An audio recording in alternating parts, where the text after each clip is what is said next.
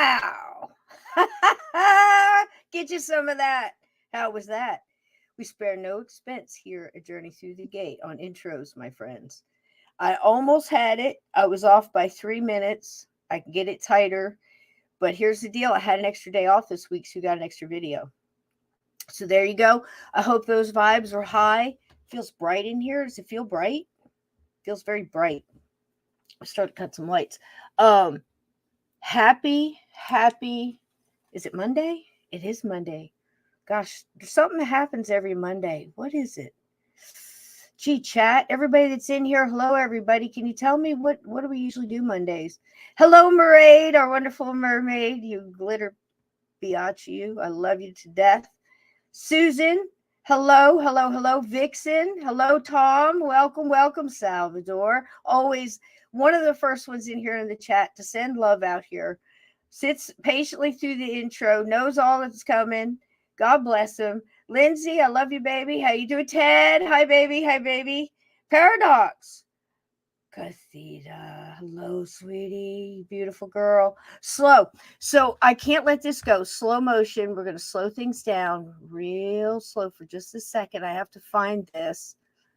Might have to go up a little higher. Bear with me. It's going to be worth it.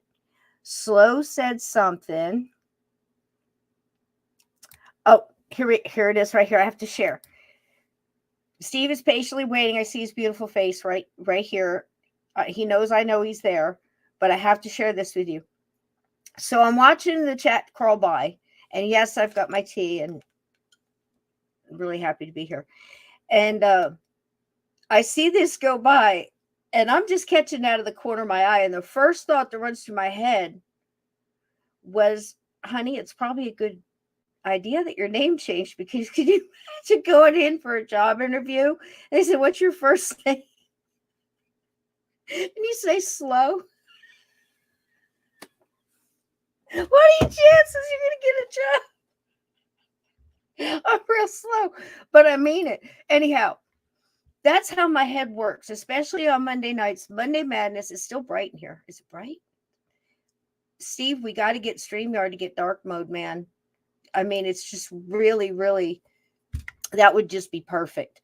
So tonight, I think the thing I usually do on Monday nights is Monday Madness. And it seems to me that I spend that time, which is, I think, probably my favorite time of the whole week, I promise you, with a wonderful, wonderful man. Now, you know, you'll never hear this from him, but he's one talented son of a gun, and he's through and through, in case you didn't know. And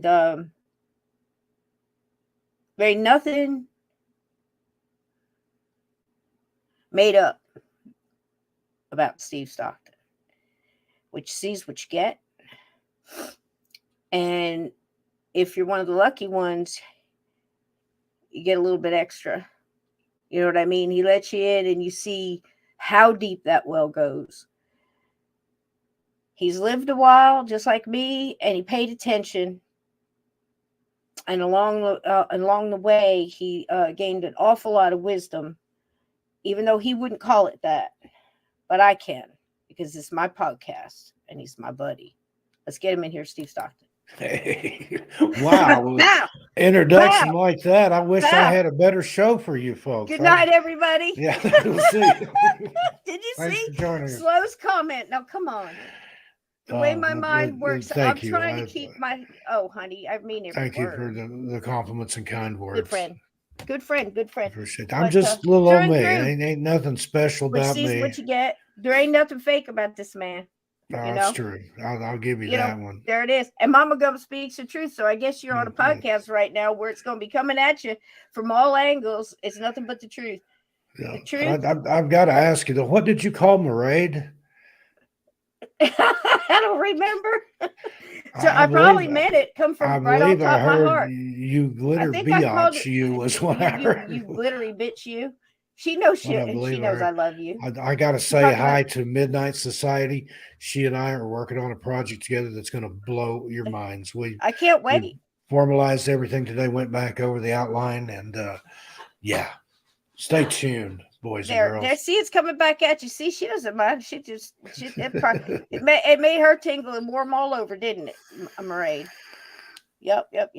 Hello, Sammy. Welcome in. Susan, I don't say an echo. So I know that's not your first name, but again, that's why it's funny. Slow motion. I said, what if that really was your name? I know, but see, in here, that is your name. You know what I mean? You know where I'm going. This is how we know these people. But yeah, I mean, it could be, and you become that, and like it could be his name could be Bob, or she, I don't, again, leave that. I'll leave those decisions up to Hershey. I'm just a little old Cisco. I got to go with what you look Hershey like. thing that you sent me. That was like I want some of that Jeremy's chocolate. And I like what he said about if you have to ask to figure out which one has nuts. You have to ask. 2 chocolate bars here. I'm just going to give you the gist. This is the Cliff Notes. 2 chocolate bars. One has nuts and one doesn't. And if you have to ask, because one is a masculine name, and the other is you get the picture, right? That guy's going to sell 1 million chocolate bars. Welcome to Monday Madness. So here's the deal. Last night, this is going to be, you might as well just put your seatbelt on. Last night, things went nuts, and Mike Simpson couldn't come in. Wonderful man, fantastic paranormal investigator, just intent. I've been in many a dark cellar with this man, and it always turns out good. So, what could I say? Else, right? That could go a lot of different ways. But something went wackadoodle, technically. And he couldn't get in. He thought he was in the green room at the StreamYard, and he wasn't. Where was he? And he's on his phone. I don't know where he was. He was in another dimension, Steve. Because he was clicking the right link, and it took him somewhere. But it wasn't where he was like that baby cow, Steve. I could hear him, but I couldn't see. Do you remember the story? Where the little baby cow got lost and the farmer could hear him, but he couldn't see him. And it was, I believe, snow had just fallen on the field, and he's moving in the and he's looking, and he doesn't see the cow prints, but he can hear the baby cow. You've heard this story, right, chat? Hello, Steph. I've got a very similar story in Strange Things in the Woods. You guys, where a guy had a lost calf, and Edna, and he thought he heard it, but he thinks somebody was trying to something paranormal was trying to abduct him. It was mimiking a calf sound because peanut butter and chocolate. I don't think he ever found the calf. How bad do I want a Reese's right now? They better just keep their mouths shut because I'm running out of candy, Steve. I'm just saying. I'm not saying nothing else. I'm just saying I'm running out of candy. I got no problem. I'm just saying some of my favorite things. It's I'll tell you what, I'm glad American Spirits are nice and quiet. You never hear nothing from them. They just throw colors at you in boxes and don't even tell you what kind of cigarettes in there. Their colors don't match up with what their cigarettes are supposed to be. Did you see that, Steve, when you were looking at it? Nats is the same way. Nats is the same way. I have to tell people, no, the green ones. No, the other green ones. The lime green ones. No, not the dark green, not the blue, not the yellow. The lime green, the fluorescent green, that other green, Frankenstein green. Oh, they're not menthol. I don't understand it. It messes with you. And when I first switched to American Spirits, I started off light. I tried a couple other ones. I tried that Parquet or Pico or Pick You or whatever it's called. It's black because it's in the black case. And I went Nathan's or Nate's or something like that. They're old, but they're pretty harsh. Hard to find. American Spirits, the mellow menthol was my go-to. And then I think the orange is the most mellow. I think the orange is the most mellow, organic filter, organic paper, organic tobacco, just organic tobacco and water. Organic menthol, filtered water. That's it. There's no chemicals. There's no additives. At all. Not at all. I'm not at all. And don't do it. Smoke, stop. Take your children out of the room. Yeah. Cover up your dog's head, with a blanket. Don't let anybody see. I'm just talking about colors here. Okay. So Yeah, and I tried the black ones because I said, well, that'd be great because I love the packaging. The marketing is just brilliant on it, except that the colors don't match what's in the package is what messes with your head. Then they change it. Look, this is serious because I almost got, if I didn't have control of my faculties. It's all a psyop. I know it doesn't seem, it is. Everything's a Campbell soup label's a psyop, Steve. I try to get people to understand. Well, look at the Campbell soup label. Look at a pack of Marlboros. There's a difference. There's it's the all same colors. Yeah, the same... It's all a psyop. Everything is a freaking psyop. Move past it. It's something to influence you to doing and something. I thought about this. Or feeling something that you weren't feeling or doing before. That's a psyop. Point this out. This will blow your mind. Plain and simple. Why do the majority of the fast food mascots have red hair? Wendy has red hair. The Burger King has red hair. I don't know. Long John Silver back in the day had red hair. And I think the only one back when Dairy Queen actually had a little Scandinavian or whatever, she was blonde. But all the rest of them got red hair. What's up with that? Wasn't there a pixie? Ronald McDonald, red hair. That's true. Oh shit, Steve! I don't know. You might have cracked something. I'm onto something here. I'm going to crack the. It's the same. It's the same as Adam Sandler. All of Adam Sandler's movies, all the girlfriends had double V names. Now that you know it, what are you going to do with it? And it's true. It's factual. You can go back and research it. I'm going to pull it up here. But if it's something you need to see, if you're listening to this podcast, you don't believe me, please do it. I'm not the first one to come up with it. That's not mine. But that one there, I just went, okay, I don't need to spend any more time on that. It's there. Even if I figured it out or what, whether it's code, you know what I mean? I have to move on. It's like the world today is like a buffet, Steve. If you ever gone down to the Golden Corral and you might even skip breakfast because you knew you were going. Might even skip breakfast, and you get down there and you go and you like who you're going with and you have money pay it's just a good day. And you get in there and you get your plate, you get some silverware without spots on it, get your napkin, get your tray.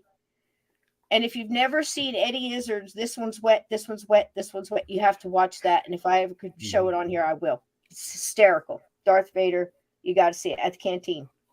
Anyhow, you go in there and you get all your stuff and you go up to the buffet and you're hungry at first. So you take on a little bit. You want a little bit of everything. You don't want to look like a pig. So you just listen. My platter has no more room on it. So I can only do little spurt or just like, yep, that's interesting. Move on. You know what I mean? I got to balance what I got on my plate. Hey, are you kidding? Gravy everywhere, So that's the way I look at the world right now. And it's absolutely nuts. I just want to sit and eat my meal and be left freak alone. You know what I mean? I do that. I rarely go out to eat, but if I do, I'll have them. If there's a private room or private area or someplace where I don't have to look at everybody and everybody doesn't watch me eat, I'll sit with. I don't like sitting with my back to the door because you never know what's going to come through the door. I've seen that movie. Anyway, you never know what's going to come through the door, but I don't like looking at people. I don't like watching people. Mulder doesn't like it either. It's too. It's like and I don't like watching people. Hey, there used to be an Italian restaurant in Knoxville. They had a private little booth, little romantic thing with the curtains. I'd go in there and eat lunch by myself because I go there and close the curtains. Read a book. What's up? Let me read about somebody else's society crumbling apart and they're losing their character and their mind and their money and God knows what else. I'll tell you what, I've been watching Midsommar Murders on YouTube. I watch one every night. It's a wonderful show. I just don't know where the UK's been hiding this thing. It's absolutely wonderful. I think it's in like their 22nd season or some mess. And they change it. Each one is like a little movie because it's like an hour and a half, hour, 20 minutes, something like that. Whole thing. It's wonderful. And they go into these little villages and it's almost like it's lost in time. Let me tell you something, America.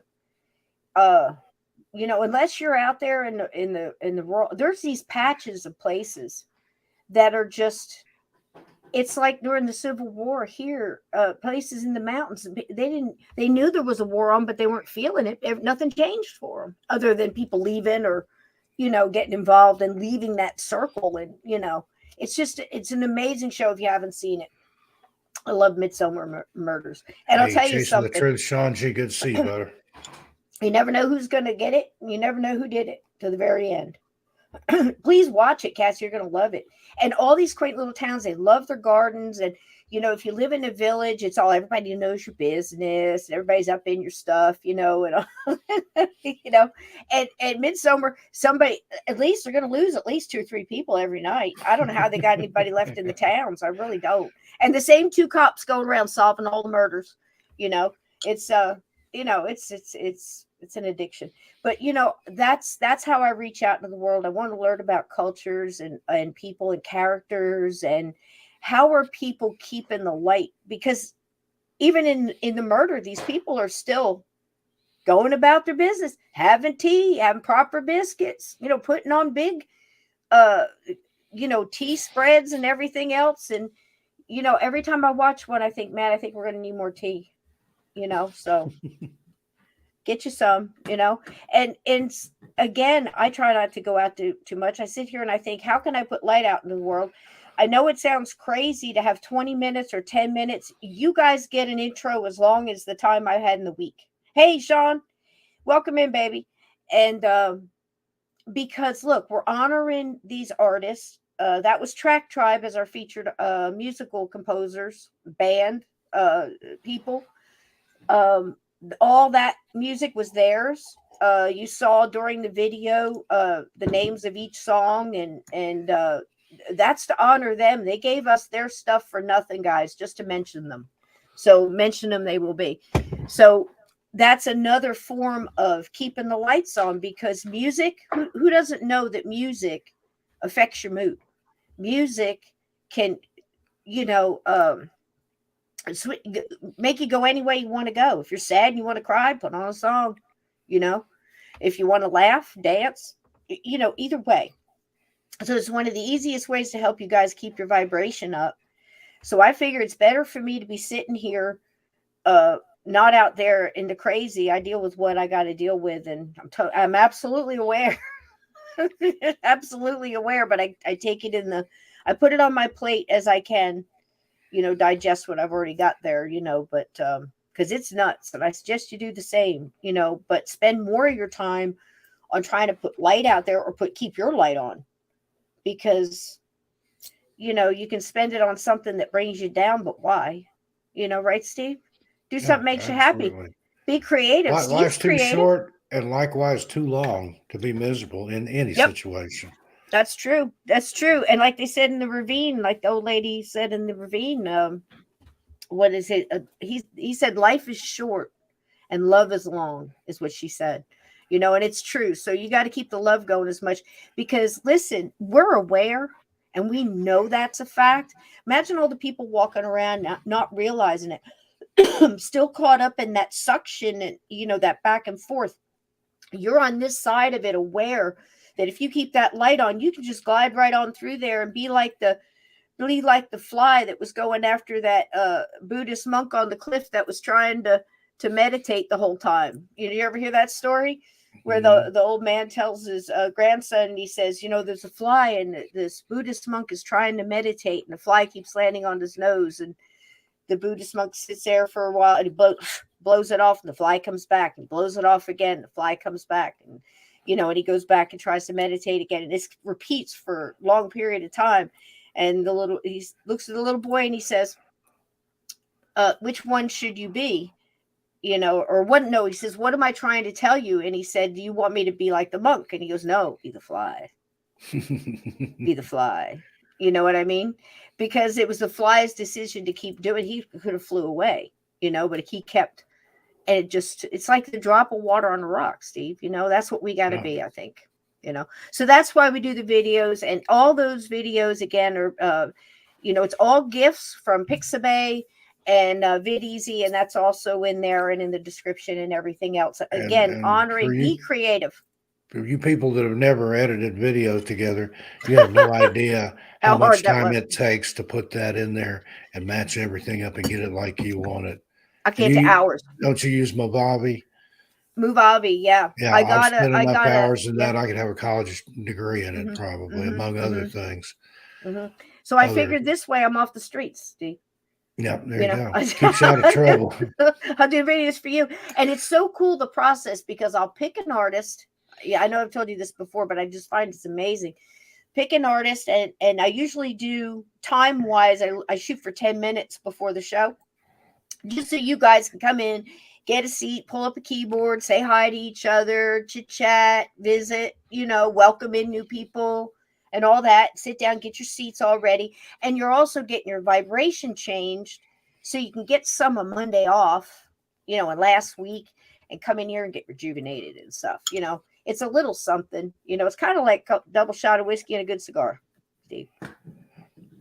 I don't partake in either one anymore, but I will agree with you on that. You can savor the memory. Savor the memory. Indeed. So what Steve says true, how long it takes to do something. Let me show y'all something. And then we got to get it in the Sallie House. Now, Steve has told me it's probably an IE, and I messed up everything, put a Y. But listen, I don't think she cares. Hot Mess Express. If it is a little girl ghost witch, I'm going to tell you right now, I got my questions. Okay? So I don't know if you guys do or not, the Ramones. What's the Ramones? It's a band. Well, I know they're dropping their favorite band names in there. Oh, are they? That's quick my Ramones story. Completely go-to. Out of left field. So me and my best friend in high school, Wendy, we were all in all kinds of trouble, man. It was just, yeah.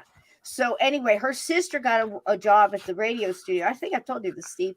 And back then, you got people solicited, companies solicited. Indie companies weren't as big back in the 70s as they are now. So it was a lot of major companies and smaller record companies. But so anyway, they'd give you albums, and everybody in the shop would listen to them and see if there was found any gold in there. So they'd give them stacks of albums. So her sister comes to her home with a bunch of these albums, and me and her sat there one weekend and just listened to all these albums. And I went through so many albums. Couldn't even tell you who half these people were. You put it on and go, okay, it's crap. And I was very eclectic back then. I was listening to everything from Simon and Garfunkel to Meatloaf to Iron Maiden to Loggins and Messina. I mean, I was all over the place, and I was in chamber choir. I had a wide, like me. If I liked it, I'd listen to it. Berth, it wide wasn't berth just one genre or anything, but there was. I'm currently on rock Ramones kick. AC/DC. They spoke to me. They had the song called Outsider by the Ramones. Listen to that. That's the soundtrack to my life right there. I'm an outsider outside of everything. And that's the way I was. I was an outsider among the outsiders in school and stuff. I hung out with the punks and the goths and the skaters and the smokers and all that. And that wasn't really my crowd either, but they were accepting of everybody. They didn't judge you. Anybody was welcome with the long hairs and the stoners. I only got to see them play a couple times, met the band. And Joey Ramone is freakishly tall. He's like 7 feet tall. He's part of Sasquatch, I think. Yeah, and all black leather and that hair and those glasses and down their face. Like I know there's a guy in there somewhere. And where'd he go?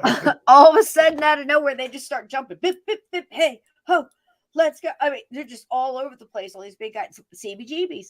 They played down there where Mario was out there playing with a big fat. I think that was the first place they ever played was CBGBs. Yep. But remember, I told you about my friend and all the albums, right? All weekend, in and out, doing things, listening to albums, garbage, throwing them in the corner. The only album, I had 2 albums in my hand. The one, I couldn't tell you the name of it. And the other one was the first record that the Ramones ever did. And I said, these are the only, out of all that stuff, the only people worth playing. And she agreed with me. And before you knew it, now, we didn't have anything to do with it. But the thing is out that whole stack, I pulled the Ramones out of there. I said, you're going to hear from them.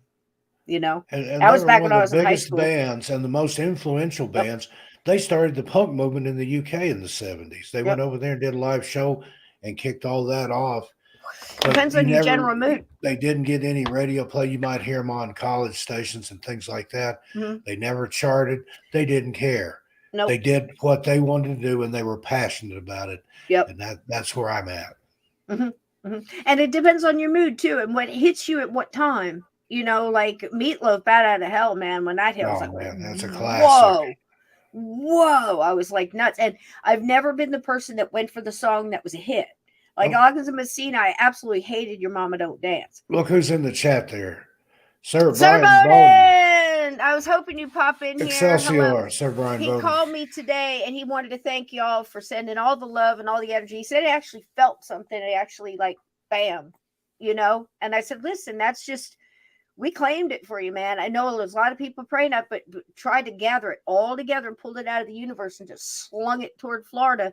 So you might have felt the wave there. That's the power of the chat. That's the power of love and the power of the brotherhood, man. That's just it. It's so good to see your face, even if it is a little. What do you call this? Avatars, icons. What do they call it, Steve? Yeah, it's avatar or icon or pictures. Your graphic representation of yourself that you use. Isn't it on funny YouTube the things that people pick? Your Google. It's so funny. Yeah, I've seen some strange ones. I've seen some that just the person.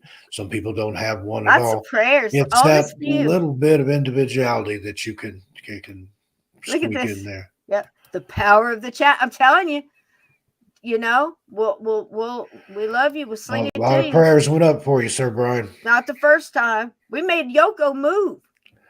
I mean, don't get us mad now. We got her out of Dakota. The next stop is the cemetery.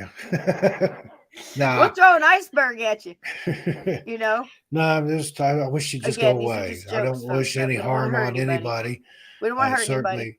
Don't wish on death on anybody, but I would like for her just to go away and be quiet. Just stop. Just stop. I wish that for a few people. Just you don't have to go to the corner, but just time out. Off cliff. There you go. I'm glad I wasn't taking a drink right then. It would have came out my nose. My friend, we're supposed to be talking about the Sallie House. We're not even near close to it. We ain't even got close to it yet. We're not even to Kansas yet. I don't know where we're going to go, Dorothy. I don't know. Steve, why not call yourself the coroner? Oh, hey, Shane. How you doing? I don't think Steve wants from Facebook. I think coroners work that sounds like a professional wrestler or something. Like the Undertaker or something. That's another big dude. I'd have to have theme music when I came on. That's another big dude, man. Steve, the coroner of Stockton. Nobody ever takes place. I'll meet you anytime, anywhere, any place. It's on. Woo! Oh, God, I love me some Rowdy Roddy. Woo! I love him. It was something else. Something in a kilt, too. Got all choked up there. Great ghost story. Man had everything. You know what I mean? Just everything. He was a true Renaissance man. So So remember you were talking about how long it takes to do these damn little videos? I swear to God, guys, hours. And I love doing it because it's one of those things like writing a book or whatever, or painting a picture. You're putting this together, and the whole time I'm giggling and laughing and thinking, oh my gosh, this was going to make somebody smile. They're going to laugh, that raccoon coming off the lamp, and riding a scooter and telling you to hydrate. Yeah, telling you hydrate and stuff. So anyway, it makes you laugh, and it makes me laugh, and it goes back out there and goes into the universe and makes other people laugh and lifts their spirits. So it can't be a bad thing. You see what I'm saying? So I figured it's good anyway. And I'm trying to learn the new software and learn all these little tricks with all the font and stuff. I'm crazy for some font. Steve will back me on that. I mean, I get all excited about font. And have you seen this font? It's effing amazing. Look at this. But it's part of the psyop, right? People spend days picking font for a label. A good logo. You have. I've seen that where they've taken different brands and used another brand's font and put them together, and it just messes with your head so much because they're like, that's not the right font or the right colors for that logo. Right. You talk about like a play back and forth, click, click, click. You know how many gifts I looked at this week? If I had a penny for each one, I could probably buy me a coffee at Starbucks. You know what I'm saying? So yeah, that's about accurate. So anyway, I was learning this text. Now, Steve's not kidding. I spent a part of yesterday and a little bit this morning having my coffee. I said, I'm going to learn it. I'm going to sit down. I'm going to watch 2 YouTube videos trying to go through it, playing it on slow motion and going through every step, trying to learn it, And this 1 minute, this is 1 minute that I did for our opening for the Sallie House to get you back into the ghostly feel. And it took hours to do the first 30 seconds of this, going back. Oh, wait a minute. What'd she say? What? Go back. What? I missed a space, missed a spot. But you know what? Do it. I'm a 60-year-old bat, and I'm over here trying to learn stuff that probably a 6-year-old could come in here and just with those fingers flying. You know what I mean? We're in different generation, but so whatever it is that you guys want to do, I don't care if you want to grow carrots in buckets or, go start your own craft thing or start your own cupcake. Now, I'll tell you what, the gatekeeper could bake you some cupcakes. Start your own, whatever it is. Remodel a car. I don't care what it is. Do it. If it puts light out there, makes you happy. So this 1 minute took hours. So check it out, Steve. Look what I learned to do. You're going to be so proud. Look what I can do.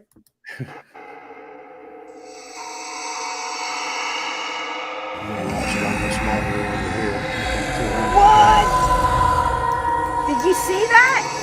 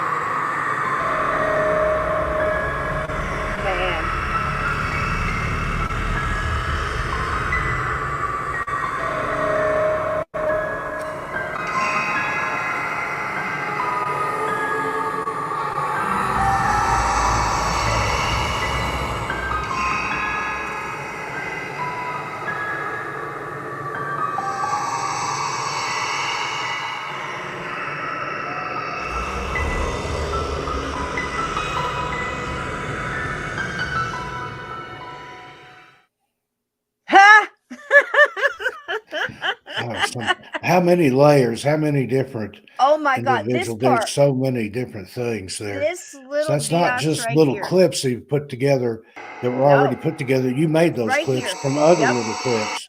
Yep. Right here, where you take the text, you cut out the middle, make it invisible, right? So that's 5, 6, 7 layers. And then right here, you dive through the letter to the other side. Badass, right? Yeah, indeed. That was my second try. How about that? That was a trip, but there's so many different little things, and I'm learning from these 2, God bless them, young kids on the tubes. They're on the inner tubes for free, and taught me how to do that. So you can do anything. You teach yourself how to crochet, change a tire, whatever you want to do. Cook, make a casserole, a quiche, whatever you want to do. Just make it happen. Are you good, Steve? Yeah. Okay, I thought for a second you were so still. I thought you were frozen. I'm looking at you all funny. So, Sallie House. I was reading the chat there. Oh, was you?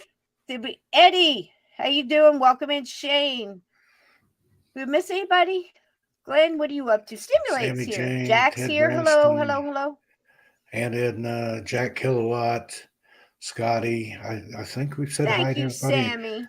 Tiger Lily's here. Hey, Tiger Lily. How you doing, sweetheart? I'm working on it. I'm learning. Bobby McKinley. Where did I know that name from? Bobby McKinley. Where do I know you from? Bobby. Did you just ask Bobby where he's from? Or where I asked him where I know him from. I know that name from somewhere. Yeah, I think they're talking about what's his name from Skinner passed. Now, see, because it's a name, it's a fleeting fish. I think that's what they were talking about. Somebody passed yesterday. Yeah, I think it's Gary Rossington or somebody, one of the original members of Leonard Skinner. Yep. Yes, you're right. Right. So yeah, so that's the thing. And the reason, of course, that I did it with the little girl, and there's no red balloon in the Sallie House story, but it's all about the whole premise on the Sallie House. Is basically, couple moves in. Over time, they do hear a story. They're, of a young girl that was there. They called her Sallie. Different people throughout the history of the house had seen or heard of the story of the little girl. And supposedly she was a little girl who had an appendicitis or at least stomach issues back in the day. And I guess her family or whatever ran her to the town doctor, and he thought she was going to have a burst appendix, and he panicked, or as the story goes, and felt like he had to operate before the anesthesia took hold. So she basically died in the operation, during the operation, due to that shock. Well, the question I have, and I've never seen it, maybe you can answer this. Did she live there, or was that where the doctor had his practice? Okay. Correct. I didn't know if he was making as far as a I house know, call to take her appendix out, right. or if she had gone there. Right. As far as I know, yes. Now, I've not been there. I've not done any deep dive research like, on Lizzie Borden or, and stuff, Lincoln and stuff like that. But this is one of those cases. I'm trying to touch on all the cases that through my lifetime have been a thing for one reason or another. Either it was big when I was in high school and everybody was talking about it, or it always stuck in my craw like Amityville, or, stuff like that. And I'm There's just a trying few to that dig you into hear. it. The Borden house, the Sallie House, the Velisca house. There's certain houses that pop up like that. Right. So with this one was kind of big around the later 80s, early 90s. Okay. And the whole thing about it was because the shows like Sightings and In Search Of, and That's Incredible, and that was a little later, but all those shows are popping up to where they're doing these like kind of reality investigative reporting kind of shows, and that's kind of like the way Sightings was. So they would do UFOs, all that weird and mystical. It might even be tech, or who knows what, but basically a lot of paranormal. Well, they sunk their teeth into the Sallie House. And I think that when I looked back, if you would ask me 5 years ago, I would have said then, same as I would say now, that is one of the best documentaries to watch to get the gist of the Sallie House. Because here's the deal. Sightings was young at the time and careful. Like a lot of these shows, when they come out, they're real careful and they're following a lot of tight rules and, lines, and they want to triple make sure that something is a fact before they say it's a fact, that kind of feel. That's the way Sightings was. But they would step over the line a couple of times and go, we think this is haunted. But it took them a while to get there. But they were observers more than doers. Like now the shows are all, now they're the doers. They're going in and investigating something that's already happened. And you see what I mean? It was a little different. So if you would ask me then, what was the best documentary, a couple years ago on Sallie House, I would have said the Sightings, because they went in, they practically moved into the house. They stayed there for weeks. You had parapsychologists going in and out. You had the colleges going, the college people from the university and studies, and the kind of thing you see in Poltergeist. In what's that last one we watched together that they all kind of moved in and helped out from we're here from the college, we're here to help. You know what I'm saying? But that was the case. So imagine my excitement when I found out that I could show it to you. So again, like I did last week, I cut it up, Didn't cut anything important out. If the song in the background had a copyright, we had to chop that piece out. Fine, I'm happy with that. They're letting us show it to you, so I have that for you. And I want you to know going in, when I ask Steve what he thinks, this case messed with me a little bit because I'm going to tell you ahead of time. I always had a question about the little girl. I won't tell you what those questions were till after. I've got a couple of feelings already about everybody involved here. And oddly enough, they haven't changed from 1990. And knowing everything I know, it didn't push me one way or the fence closer one way or the other with it, Steve. But that doesn't mean I disbelieve it. I'm just saying my personal feelings. Yeah, for me. So what do you think, Steve? About the Sallie House, or just on Sallie House in particular? I think there's something there. And again, who knows what? That's the nature of the paranormal. But there's been too many people that have had too many experiences prior to this modern day ghost hunting renaissance and all that started continues back in the late 90s and stuff. There were people talking about that in the 80s and before. And again, it's one of those places that has a history. There's an energy there. There's something dark that happened there, and the remnants of that are still there apparently. And then I think a lot of times because they opened it up for investigations and you can spend the night there and all this. But I think a lot of time they're just kind of stirring stuff with a stick, that they're stirring up stuff there that maybe not even from there, if you know what I mean. Right. It's a lot of it's the intent of the people that are going there and what they do. And you can sometimes it's hard to get the toothpaste back in the tube is what I'm saying. Yeah. I totally feel you, man. I totally feel you. I was just seeing if I could look something up there. Absolutely, Freebird. It's funny. It's funny when you see that word. It just brings back, I'll tell you this story really quick, and then we'll play the Sallie House because I've got that for you. And again, I want to reiterate that I don't disbelieve there's something going on in the house. That's not what I'm saying. I'm thinking out, more outside the box, looking at what's really going on here. Yeah. But there's too many people there. Steve's right. This is an amazing piece of footage if you've never seen it. We're always trying to learn here. We're always trying to figure stuff out together. We're always trying to take a look at this and tell me what you think. Again, this stuff happened in front of cameras. This poor guy would get scratched. And that's one of the things that always tasted funny to me is like, this poor guy, what's he still going there for? Why is he there? He's so reluctant. He's so, you could just tell he wants to just go to work and pay his bills. He's a hard-working construction guy, and he's got a new kid and a wife, and there's a ghost in the house. I don't know how he didn't break. To tell you the truth, and he was so, I don't know a word for it. Maybe somebody else can come up with a better word for it, but he was just so fragile. And I don't mean that as an insult, but you could tell this guy was honestly going through some severe psychosis from this shit. And they keep calling him in and making him stay there. And he's getting scratched. And he's got half the university with cameras taking pictures of it. And he's just bleeding. They're going, look at it bleeding. He goes, yeah, I'm bleeding.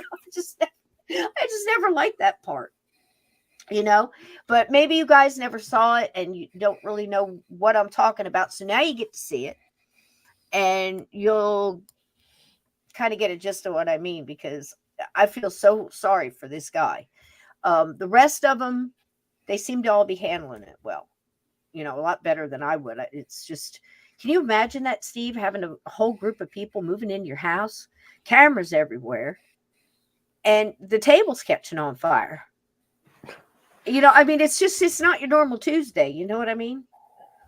It's just, what a mess. So let's take a look and see what y'all think. The first part's about, I think about 12 minutes, and we can talk over it. See, we can commentate through it, because I think that's the best way to learn, and put up the chat comments too. If you guys see something, holler it out, because if you see something, say something. Yeah.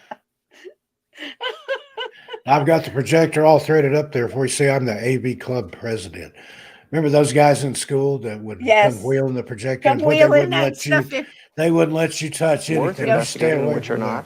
And I think this one is. What are some of the more common signs of a haunting? Things that show up here as well as other cases you've looked into? Well, one of the things I was intrigued by were the bears that were found in the middle of the room. And they went out of the room and they put the bears back. They came back and one bear was found in the middle of the room. Like poltergeist? That's right. This suggests a very playful kind of experience. And we come across this a lot. People take their clothes out, they get up the next morning, they're back in the drawer again. Just playful type phenomena. Just playful type phenomena. Sounds like a real good time, doesn't it, guys? Can you imagine this in your household? Just, it's playful. Again, I'm not saying that would freak me out. I would just say that that's just something for, you got to take care of that. You know what I mean? Yeah, exactly. Go play with something else. Exactly, Jack. But can you guys hear that okay, 5-5? I know there's a delay. I just want to make sure you guys can hear it and everything's cool. You can see it. All right, just let me know. Love you guys. Think this family is at threat, in danger? Well, I think there are different types of things going on in this house. I wouldn't think there's one explanation. The bears appearing in the middle of the room is a playful type poltergeist experience. But the scratches on the man's stomach and his arm, and according to his testimony, he was yanked out of his bed. Those are pretty terrifying experiences. And yes, I'm a little concerned about that. We'll continue to look into it. Parapsychologist Carrie Gaynor, thanks for joining us. Thank you. And I will be going back to the Midwest along with Greg Cook and our entire investigative team to see what more we can learn about the Heartland ghost. We'll bring you our findings as soon as possible. Welcome to Sightings. I'm Tim White. Recently, we brought you the story of a Midwestern family that's been plagued by bizarre haunting activity. Well, from our initial investigation, the videotape that our Sightings crew brought back was unlike anything we'd ever seen before. We brought in renowned ghost investigator Al Rober to join our team, and along with the crew, Al and I went to meet the family. Hi, how are you? I don't want to block what they're saying, but again, I want you to imagine this being your home and having all these people coming and staying here. Now, please pay attention to the characters involved here. There's a wife and, of course, a little baby. Innocent. And first of all, would you have your kid in here? Number one, moms, right? Dads, look, wow. And the other thing I want to point out, nobody bit into this like Sightings. Not before or since. So this, if you're interested in the Sallie House, this is the be all and end all. And then take that and the investigations that have happened since. And I want you to think about this. How much after this is influenced by the living over all this time and all the investigations and all of the repeating of the stories, the questions. Think about that. When you have paranormal investigations, as much as this house does, you can rent a room here. You can stay overnight and rent the place. It's one of those. So this is a little bit more, let's just say fresh. I don't want to say pure, but fresh. That's just, again, that's just my opinion. I thought it was worth mentioning. The family wishes to remain anonymous. We're using pseudonyms here and concealing the father's identity. How are the scratches that you had that we saw before, are they healing? Well, this is said here scarred. The ones on my stomach are healing up pretty good. Just 2 weeks before, Listen to these his voice. bleeding welts materialized on camera during our first Sightings investigation. The tape of that event was analyzed by Carrie Gaynor, world-renowned parapsychologist who was lead investigator on both the entity and poltergeist cases. He asked to view the images of this bizarre event side by side. On the right, a frame of video with a long bleeding welt. On the left, an image taken 8 minutes earlier when our camera first began to roll. There's no welt visible. The exciting thing for me as a researcher is that the camera didn't pull away. It was there the whole time, and that severely reduces the possibility of any kind of hoax. Most of the cases we come across are playful, mischievous, bizarre, weird, and a lot of them have just normal, natural explanations. This case that involves scratch marks, this seems a little more frightening and something that we should be a little more cautious about in terms of studying the phenomena. The phenomena in this house, according to the family who lives here, are caused by Sallie, the spirit of a 7-year-old child. They believe it's Sallie who causes paranormal activity, like lights flickering on and off mysteriously, as seen in this home video. Thank you, Sallie. Yeah, on the left side. Right. Family photos have turned up with unusual blurring and discoloration, confounding our photo experts. During our initial investigation, paranormal researcher Howard Heim felt and recorded strange sensations of cold and electromagnetism. Very interesting pictures, too. If you ever get a chance to go back and see the ones that they got. And you're absolutely right. A haunting. It was a haunting, right? Yep. And that was also good. I love the way they did their stuff. But also look at some of the things when they started. I think this went over months. Because didn't they do Sightings do one where it was like they did a big featured show, then a special, and then a follow-up. It was almost like a year later. I mean, just kept on going. It's a crazy amount of information in it, truly. Actually feel like a small circumference about 4 inches in diameter coming straight down. Could be, Eddie. Sightings camera operator Phil Lapkin was startled when an intense charge of static electricity began swirling around him. Truth be told, I think Our it's audio both. equipment was able to record a snapping sound along the floor and around his legs. On our return to the house, we asked ghost investigator Al Rober to gather additional hard data at the site. His equipment can monitor electromagnetic energy and minute temperature fluctuations.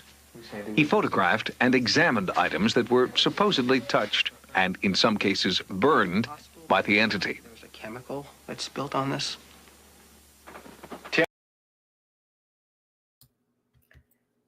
The burning. Pay close attention to the singeing and the burning and how it's done. I think it's a real good clue here. Yeah. I would assume from that, Greg, that you are feeling, well, something. Air conditioner's off. I feel it blowing right through here. Do you? Well, a little bit. I'm going to move over here and see if I can feel the same thing, though.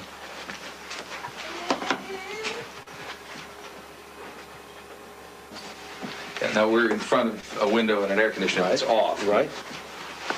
All right, I definitely can feel a sense of some air moving there. Yeah. Let's sit back down and talk. As we continued videotaping, Just wanted to lean in and say that's kind of where I am, Jack. Kind of where I am. And a little bit more. Keep going. I was not the only member of the Sightings crew who seemed to feel a strange sensation of cold air circulating in small, isolated patches. It happened again and again. Oh, man. That's weird. It's right, yeah, right here. Ooh, And boy. the hair on your arms is standing up. Right here. I can see the hair Yeah. over in this area here. Ooh, Just right here. Down behind you, too. In and of itself, the sensation of cold and static electricity was intriguing, but not proof of the existence of Sallie. However, the sensations, some were feeling more strongly than others, were usually followed by physical harm to Jeff. More. Oh, well, now that's very interesting. It'd be okay if I sit down here. Why don't you sit If this down? happened today, there'd be I so can many tell that, thermometers there. It'd look like, you're losing I your don't know breath what. right Sallie, what did I tell you? Sallie, we see you. We know you're here. Whoever or whatever was responsible for these painful scratches struck repeatedly throughout the day. At one point, new welts began to form on Jeff's stomach. Then, I was shocked to see mysterious welts forming on his forehead. This whole spirit thing scares me, and it just, some of the things she's done, she's lit fires, and I think, well, if she wants to hurt me, why couldn't she just light me on fire or whatever she does to some of the other things around here. But yeah, this is as far as she goes. Al, are you saying that virtually everything that you've seen here today could be explained through psychokinesis or some sort of projection? Yeah, that's exactly what I'm saying. Understanding his feelings here and his intense fear. He's very frightened and uncomfortable being thrust into this environment. That's not to say that there isn't a little girl ghost walking around, because in cases when you do have a poltergeist, they seem to draw off the same energies. On Jeff's Sorry, stomach. guys, man. Just hang in there, I bear was with shocked to see mysterious welts forming on his forehead. This whole spirit thing scares me, and it just, some of the things she's done, she's lit fires, and I think, well, if she wants to hurt me, why couldn't she just light me on fire or whatever she does to some of the other things around here? But yeah, this is as far as she goes. Al, are you saying that virtually everything that you've seen here today could be explained through psychokinesis or some sort of projection? Yeah, that's exactly what I'm saying. Understanding his feelings here and his intense fear. He's very frightened and uncomfortable being thrust into this environment. That's not to say that there isn't a little girl ghost walking around, because in cases when you do have a poltergeist, they seem to draw off the same energies. What would your advice be to the couple living here? One of the things I would tell them would be to try to document some more of this.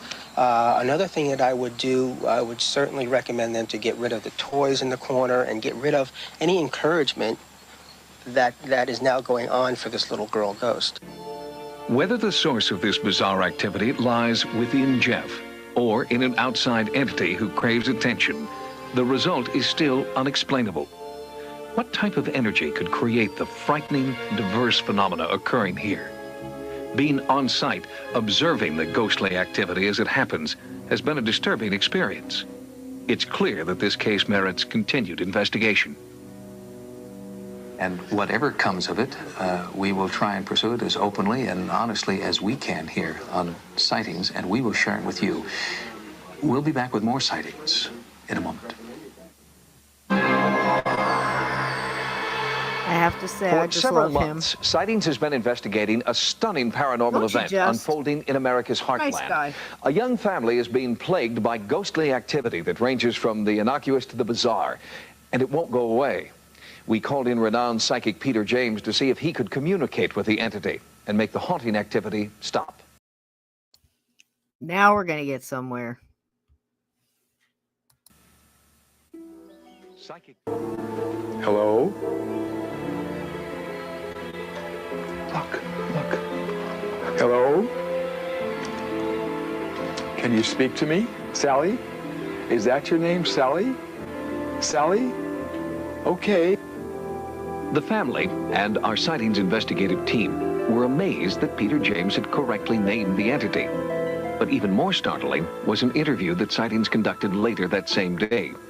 A former resident of the house revealed that she had also heard about someone named Sallie, but at the time she thought it was just a figment of her daughter's imagination.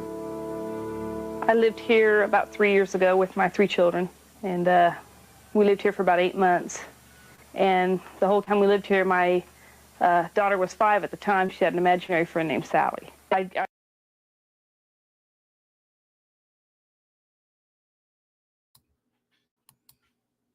Wow, right out the gate. This place isn't screwing around, guys. And now they got Peter Jennings. Now, if you're not familiar with Peter Jennings, he is one of my all-time favorite psychics, medium. I grew up watching him.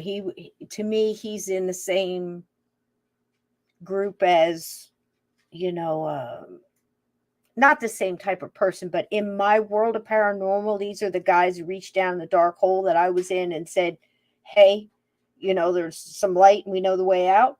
It was Hans Holzler and Peter Jennings and, so many others, that gave me little pieces of the puzzle. Still don't know what the cover of the box looks like, but Peter Jennings, I put my whole everything in. He also did, famous for the Queen Mary. He's the man that came up with the whole thing about the little girl that died in the pool on the Queen Mary and the little footprints. If y'all ever saw that, that were going out, the little wet footprints going out of the pool. Oh gosh, Peter James. So that's one of the things in here. Now there's another medium that comes in. I'm not familiar with her at all. Just this one thing. She kind of takes a different approach. I feel a little funny about it. That's all I'm going to say because I don't know the lady. But I had a funny feeling about that. I don't know if you guys will too. But everything Peter James said has been echoed decades later. And not just because he said it, but, different things. He was on this. You remember Peter James, don't you, Steve? Oh, yeah. Love him. He passed not too long ago. Not too long ago. I think maybe last year, I want to say. Yeah, it was sad to hear. And then, I kind of stopped and smiled a little bit and thought, man, he must be just, I wonder what somebody like that, the crossing over is like, he's, wow. I mean, it's just, you know what I mean, though? Think about it. Did he get those answers that he smile. Was looking for? Yeah, it made me smile. Him and for some reason, George Carlin. I've heard from about, oh gosh, I want to say about 5 different mediums and psychics, over the time since he's passed, what it was like when he crossed over. And it's funny, they don't know each other or talk amongst themselves, and it's all very similar, all goes together well. I have no reason to disbelieve it. You know what I mean? So why not, right? But so what do you think about Sallie House so far, Steve? Well, it's intriguing and it's compelling, but I don't know. I'm still on the fence. It's rough, right? So I mean, it's bigger than a paranormal case, I think, too, because it's so many different things. It's how were things handled, things like this in the 90s. Sightings is trying to be upfront with it.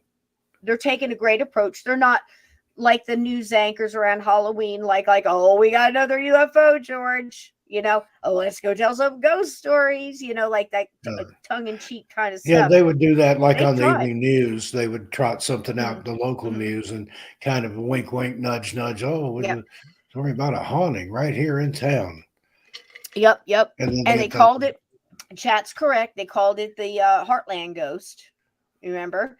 And it's just so weird. There was so many conflicting things in this cute little girl, right down to the very, now you're going to see a picture of her that I believe the young father, the guy that kept getting scratched, drew, because he's going to tell you a little story when he bumped into her and saw a full apparition of this little girl. And she's your stereotypical little girl from that era.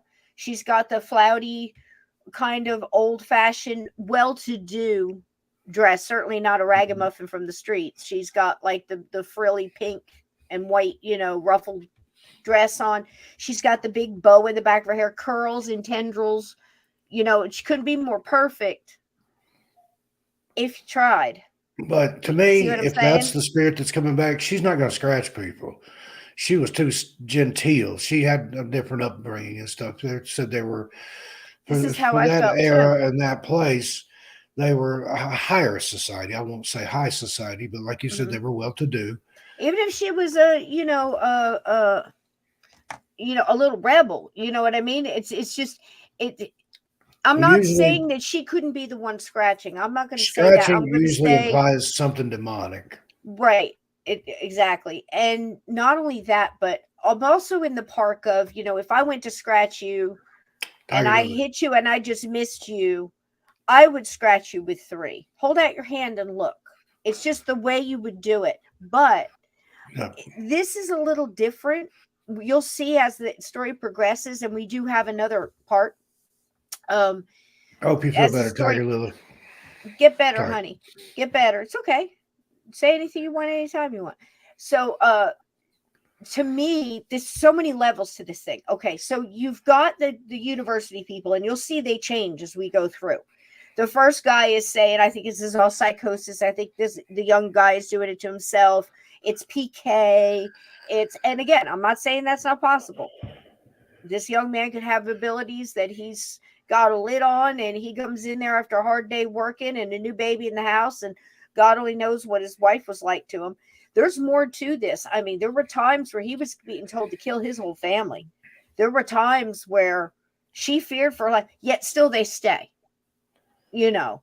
And again, I'm not judging. I'm just saying, you know, it's hard for me to say because, you know, I took my baby out of there, a brand new 2-month-old baby, you know, stuff is being thrown out of my drawers or put back in my drawers. I don't care what you're doing with my drawers. I'm not having a baby in that house. End of story, full stop. That's me. But this guy comes back and back and back, and she's staying there. She's staying there with the baby. And Sightings is bringing people in, and the university is sending people, and they're going through these, you know, just this crescendo of investigations and events. It's insanity. This goes on for quite a while. And the people that come in all have their vantage point and their idea. And you can see the ones that come right in and automatically claim they know nothing about the history and nothing about the story that seems to build here about the little girl with the appendicitis carried to the town doctor. You know, now she's dressed like she's upper middle class, as the pictures are. There's been several pictures of her. They all have her in this dress with the big bow. You know, she looks like the mean chick from Little House on the Prairie. I forget her name, but Millie Olsen. But yes, there you go. But what I'm trying to say is she wasn't from the tenements. You know what I mean? And they're carrying her to the doctor. I don't understand the circumstances, but however, this is the story. It's at this point etched in stone, whether it happened or not. And the doctor operates on her. Anesthesia wasn't completely, in effect, and she died of the shock. He felt like he had to do it. Supposedly, she died in that house. That was his house or his office. Okay, and she's supposedly haunting the place. Now, you've got people coming in here going, "No, I feel more than one spirit." You have people coming in there bringing Sallie toys and just buying into that whole thing. And then, but in the midst of this, there is a family, you see, and this guy that just keeps, it just blows my mind. It keeps coming back, and you can see the psychosis affect him toward the end. You can actually see people almost in real time falling apart during a haunting. And I think if you really think about it, if you're an investigator or if you're just somebody who wonders about this, it's got to make you look at this whole thing different, because it's so easy to think, oh my God, why did they stay? Or I would never be, it makes you look at things. It gives it a real light, I think, Steve, doesn't it? Absolutely. Okay. Ready for the second one? Does Roll Mulder that still beautiful smoke? bean footage. Did Mulder quit too? I think I've got the second one. Yeah, he had to well? take an extended walk in the backyard. He's not on the patch, is he? Yeah. Don't let him eat it. He's not. You don't have him on nicotine patch, do you? Let him borrow my vape. Okay, both will smoke in his direction. Okay, here we go. Now, again, we can talk over it. It's, but I think it's such a learning opportunity. I get excited, It's good to go back and rethink about what we, kind of already know,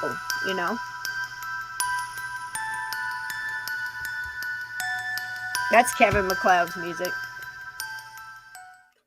3 children. There's her picture. We lived here for about 8 months. That's the one he drew. The whole time we lived here, my y'all see that? daughter was 5 at the time. She had an imaginary friend named Sallie. I'll pull it up one more time. Do you see her picture? Mm-hmm. Yeah, I'm watching. It's on the other monitor over here. I've got the camera in front of this one, so I can look right into everybody's eyes when I'm talking to them. I mean, if it was 18 something. We lived here, Dadgummit. Here, let's start it again. I'll stop it. It's hard to see this thing, huh? They don't give you good tools to work with. You hear that, StreamYard? All right, so there she is. I have to do it full screen, otherwise I get this horrible glare. Dark mode, StreamYard. Every time at the end of a stream, it says, how can we do better? I put that in as a suggestion and send that. So they've got dozens and dozens of them just for me. Much. Let us play the videos. Let's have control, a little better control over that, and dark mode, and we'll shut up.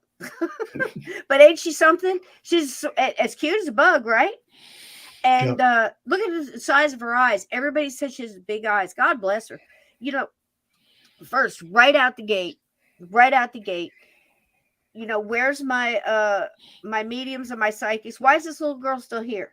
If this is a little girl died in 1890, you know, you can't get in there and convince a child, because if she's a child, then she's got the mindset of a child from the 1890s. Am I correct? Or, you know, I'm sure she's gained some knowledge, if possible, over time. If this is a little girl, human spirit, that's stuck, why is she still here? We can't send a medium in there that can convince this little thing to go to the light, or send somebody to come and get her. That's my first question. Again, it's none of my business, free will, if she says I want to stay. But again, you know, if what is she, 6? If a 6-year-old told you she wanted to jump off a cliff, would you let her? That's how I look at it. But I'm looking at it from a different vantage point. You're welcome to disagree with me. But that's, as a mom, look at that face, you know? Yeah. And people are just going in there laughing. Oh, she just, you know, get her a teddy bear. You know, let her play with the ball. Everything is, you know, it's good. Ghosts aren't pets, people. You know, regardless of what else is going on in this house. That's my opinion. 3 children. And we lived here for about 8 months. And the whole time we lived here, my daughter was 5 at the time. She had an imaginary friend named Sallie. I'd scold Heather. I would scold her for something, and she would come back and tell me, I didn't do that. Sallie did it. Or Sallie told me to do it. But the former tenants' encounters with Sallie were harmless compared to what happened when this family moved in. I can tell that you're losing your breath right now. Without warning, scratches on the husband's body would begin to welt and bleed as our cameras rolled. The mission on this visit was to give Peter James a chance to try to communicate with whoever or whatever was plaguing the family. Would he succeed where parapsychologists had failed? I'm getting a lot of resistance right here at the door, meaning whatever is in the room wants me out. Speak to me. Peter had no prior knowledge about the scratching and bleeding phenomena attributed to Sallie. So when the husband began to panic during this session, Peter thought it was just nerves. Really, just now? When you said, speak to me now. Yeah. He felt the cold yeah. fly past him. And she scratched you? There, my back's been stinging. Pay close attention to the wife. Yeah, just don't be frightened. There's nothing to be afraid of. Remember, tell me what you think. Remember, you're in control here, so don't. MC.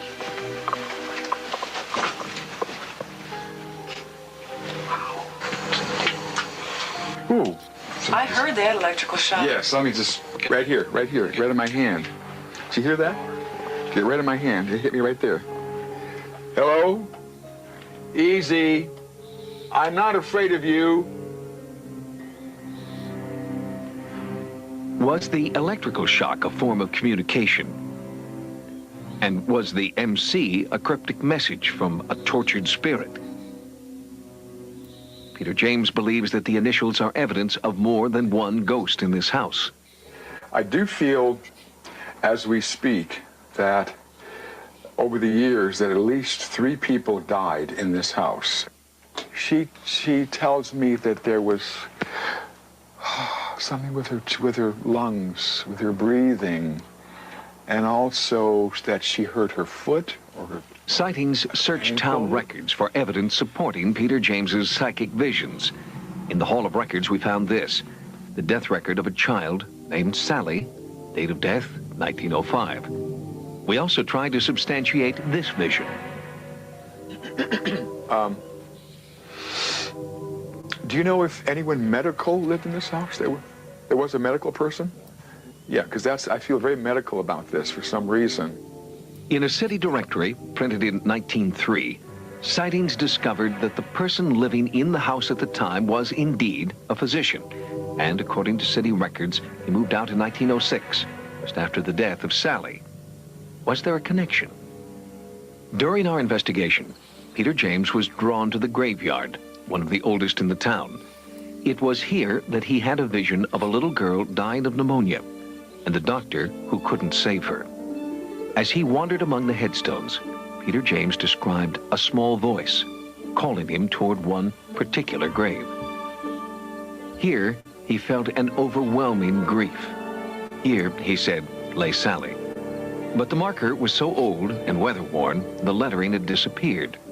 But when Sightings checked the cemetery's records, we discovered that plot 1, 4th row west, was the final resting place of Sallie Isabel Hall.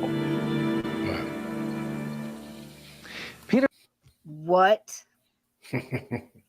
Peter James, ladies and gentlemen. Peter James. Absolutely. I love this man. His mustache. Mic drop. Damn. Mic drop right there. I love him so much, and that's why I followed him. And that's, I mean, and I'll tell you again, I reiterate that Sightings was so on the edge at the time that they had all kinds of censorship and God knows what, you know, looking up there, you know, what's with whatnots. You know what I mean, right? So, oh, thank you, Lala Bright. Look at that super sticker. Thank you so much, guys. Every time you do this, it just lights me up. I appreciate you so much. Thank you, darling. Very, very much. I hope you're enjoying the show. Good to see you here. So pretty. Look at her. So, thank you, honey. So, this is the thing. They're not making it up. This stuff is happening before their cameras. I'm watching everybody in the room going, how is the wife reacting to this? How is the husband reacting to this? Where's the baby? You know, because you'll see the baby's in the little chairs in the center of the room, right in the middle of the whole ruckus. And at one point in time, I don't know if it's in here or not, but the baby gets a mark on its forehead and everybody's around it just go, oh, look at this. It's happening to the baby. What is that child doing there? I can't get past that, Steve. Yeah. Can you imagine? I mean, if nothing else, just to get the kid out of there if you're going to investigate, right? Because it's the real thing, you know, and this is happening right in front of their cameras, so they're not faking it. And they have to be so careful, and you can tell how they're kind of riding the fence in the beginning, what they're allowing this guy to say. He's just their mouthpiece. He's the Mick Jagger of the show. You know what I mean? So, and then they even start flip-flopping on national TV. They're kind of like, wow, man, this is something, you know, and they start feeling for this family. But watch the mom. Watch the mom and tell me what you think. All right. It's a trip, isn't it? We got a little bit more, about 30 minutes, I guess. Peter James's visit has helped the family understand a little bit more about what may be causing the haunting in their house. But Peter has not been able to stop the scratching and bleeding and terror that is now part of the family's daily routine. God bless Later Peter. in our program, details about a new expanded investigation that Sightings is mounting. From the beginning of our investigation into what we now call the Heartland Ghost, we've sought the advice and expertise of the world's leading parapsychologist, Carrie Gaynor. He analyzed our early field tapes, and now, with the growing incidents in the house, Carrie Gaynor himself is traveling to the site.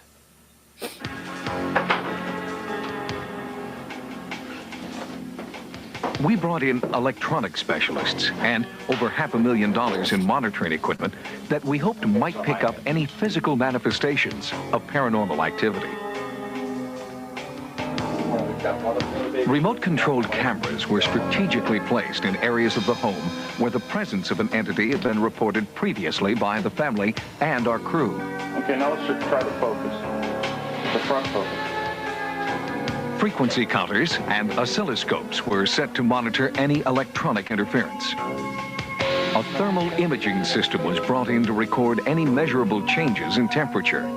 The camera sees only degrees of hot and cold, producing these eerie images showing red where the temperature is higher, blue where it is cooler.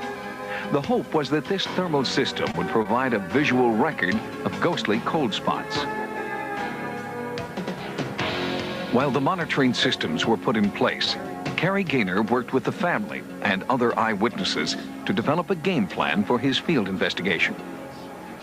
During the last 20 years, I've investigated about 850 cases, and during that time, I have never come across anything like this. I gotta say, I like this guy, man. Carrie Gaynor. Sightings monitored every part of the house for 24 consecutive hours, while Carrie Gaynor kept vigil with the family by candlelight. And still, the entity was not deterred. During that time, I witnessed 11 separate attacks in the form of scratch marks on Jeff. You can see that? Could you please let us know you're here? Carrie is just mesmerized this whole time. Yeah. Our full investigation of the Heartland ghost next time on Sightings. See how they got a little more modern? You know what I mean? It's like you see the changes happening. Since Sightings went online, your response has been staggering, and no story has generated more email than our series of reports on the Heartland ghost. We heard from skeptics, believers, and many viewers who had good ideas about how to broaden our investigation. So good, in fact, that we decided to put them into action when we returned to the house with world-renowned parapsychologist Carrie Gaynor. And he just keeps For the Midwestern family who lives here, the last 2 years have been a paranormal nightmare. They've asked us not to reveal their true names, so we're using the pseudonyms Pam, Jeff, and their young son, Donnie. When Sightings first came to document the phenomena here, we were stunned to see long, bleeding welts forming on Jeff's body. He believed it was the work of a child ghost the family calls Sallie. I personally want it to stop. We contacted parapsychologist Carrie Gaynor, whose groundbreaking investigations of the entity and poltergeist cases have made him an undisputed authority in the field. This is the beginning of the research, and a lot more needs to be done in order for me to really feel comfortable that this is a legitimate case. So, Sightings returned to the house on 2 subsequent occasions, and each time the pattern of bloody welts appeared on Jeff. The number one question that friends and relatives that do know of our situation ask, and I'm sure probably every one of your television viewers ask, is why do you stay here? Why don't you just get out? You know, what holds you there? Curiosity. There needs to be more data so that we can know what exactly this is, what causes it. Why do these things happen to certain people, certain places, certain times? Based on our initial findings, Carrie Gaynor joined the Sightings investigative team on our most recent trip to the Midwest. Tell me about your fear level in the beginning and how you feel now. After viewing hours of videotape shot in the field, Carrie Gaynor sat with Pam and Jeff to develop a detailed profile of the ghostly activity. We also put in place an arsenal of electronics, oscilloscopes, frequency counters, and surveillance cameras that would monitor the house continuously. Much of our equipment was concentrated in the nursery, where earlier photographic anomalies had been recorded. Another camera position was at the top of the stairs, where, on a previous visit, psychic Peter Jennings had encountered what he felt was a frightening entity. I'm getting a lot of resistance right here at the door, meaning whatever is in the room wants me out. 2 cameras were placed in the living room area, where many people had experienced strange events. Our pictures on the wall are turned upside down. The vacuum will turn off when we're vacuuming. The TV will come back on after we've turned it off. The stereo will come back on after we've turned it off. My son's musical toys will play for no reason. We were now set to monitor any anomalous activity that might occur inside the house. We turned the family kitchen into a control center. Audio transmitters were placed around the house and separate video recorders assigned to each camera. We also set up a handheld thermal imaging system. Any unusual cold spots would turn the normally red tones of human flesh to blue. During this setup, producer Craig Armstrong had his own encounter. There it went right again, right over here. But I get like a cool right here. It's really weird. Perhaps it was a premonition of things to come, or a result of what Peter Jennings had felt during his psychic investigation when he sensed death and despair. I do feel, as we speak, that over the years that at least 3 people died in this house. Our review of town records confirmed Peter Jennings's psychic impressions. 3 people did, in fact, die in the house.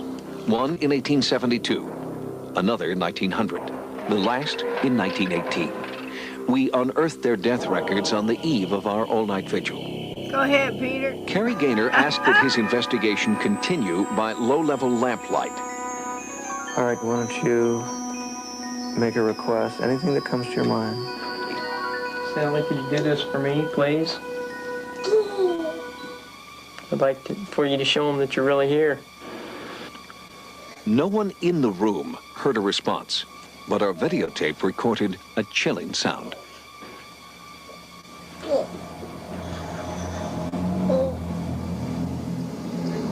We've asked 2 independent experts to analyze the sound and determine its possible origin.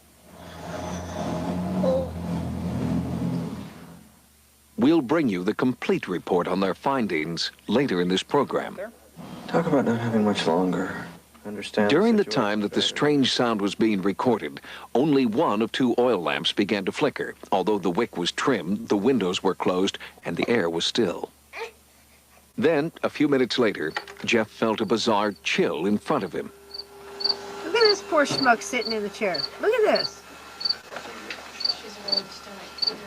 Get this guy out of there. Yeah, we've got a new scratch. Yeah, we got fresh blood here. This wasn't here 2 minutes ago. It was just one of many scratches that appeared periodically throughout a night of bizarre events. When Pam walked in a specific area at the top of the stairs where many had felt a menacing presence, our frequency counter suddenly and inexplicably jumped from 399 to 575 megahertz. Earlier in the day, in the same area, one of our surveillance cameras picked up large amounts of interference, seen here in slow motion. But this camera was on a closed circuit, and it would be impossible for it to pick up electrical interference. And in the nursery, video signals seemed to drift and then disappear entirely, although there was no break in electrical power or the video cable. After a few moments, the signal returned to normal.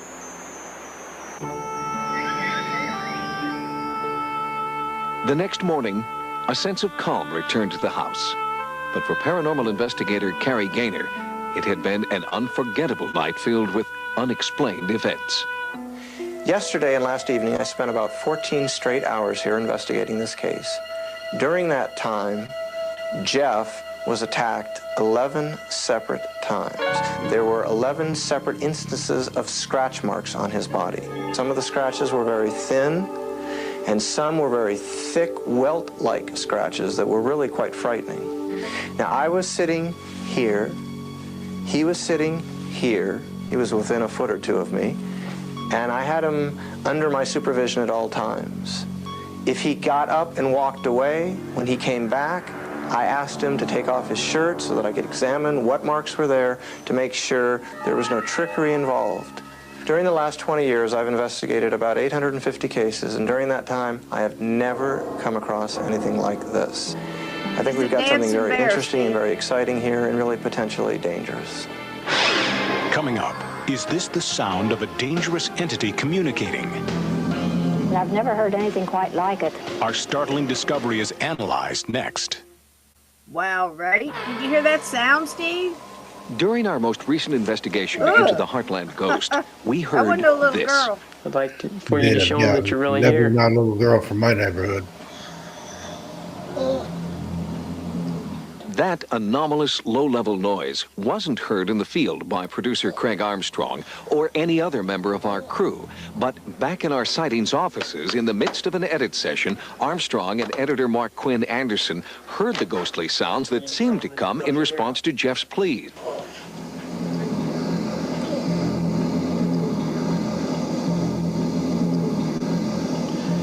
We immediately took copies of the suspect tape to 2 diverse audio experts. Rick Wilson, president of Digisonics, is a forensic audio specialist who works routinely with the CIA and FBI, and has also analyzed black box recordings for the FAA.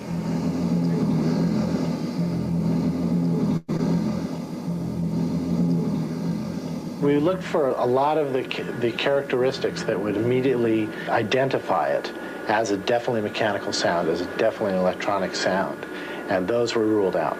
See, one thing that makes this sound interesting and eliminates a lot of possibilities right off the bat is that above about 500 hertz, there's nothing there. There's nothing in this sound. There's a lot of background noise, but that's constant before and after the sound. But when this sound comes in, it's all low frequency and that's it. And we cannot, in our own bodies, make that sound. If the sound is not natural. I'm going to pull the podcast over right there. Did you hear what the man said? Now, think about it. All low frequency sound, Steve. Yep. That we're incapable of making with our vocal apparatus or our body or whatever. It's not electronic, ruled it out. It's not anything out, you know. Well, it wasn't outside. Mechanical. It wasn't, yeah. And you've done a lot with sound. You've done a lot with, you know, from photography to filming and editing and audio and the gauntlet. You know, what did that sound like to you when you heard that? It wasn't a little girl. I'll venture that much. It just makes you feel like it's up. It just You know, if some of us here in the chat, some of us have walked in those rooms with equipment or no equipment, just equipment you came with, or been in situations or had experiences or whatever made, you know, connected your energy into this subject, knows that when you hear something like that, if you were in the woods and you heard that sound, you'd back out, wouldn't you? Yep. I have, and I did. Yeah. And so, and now you've got, like, God bless these people that are going over. Look at her equipment. That looks like the first band I was ever in. This was like, you know, if you put this on a stack of Marshalls, that's kind of That's like definitely some old school tech there. But from that time, it was state of the art. It was state of the art at that time. Memories, man. It's so funny. Or reel to reel. We had reel to reel and all that stuff, man. We had the red phone that hung on the wall. We call it like a bat phone, you know, the band phone. It's crazy. Anyway, so they're really going at it. Obviously, there people going in and out. It looks like Grand Central Station, feeding a baby in a high chair in the middle of it, you know. And here's this poor, God bless him, this lab gerbil, whatever's going on here with this poor guy. He's so reluctant. Do you see what I mean? He's so reluctant. He's terrified. And they're making him sit there. It'll be good for the show. Just, you know, we'll all be here. We'll have cameras everywhere. Can you imagine the talks? Just sit in the chair for a minute. They got this trembling, shaking guy from the beginning to somewhere in mid half of the second show. Trembling, shaking guy. That's how he's listed in the credits. But you see what I'm saying? And exactly. Now, but they got him from that to sitting in the chair with his shirt unbuttoned. Go ahead, Sally. Show him you're here. Scratch the hell out of me. It was like Mairead said, worst porno ever. It doesn't seem normal to me. It just doesn't seem normal. But this is what happens in a haunting.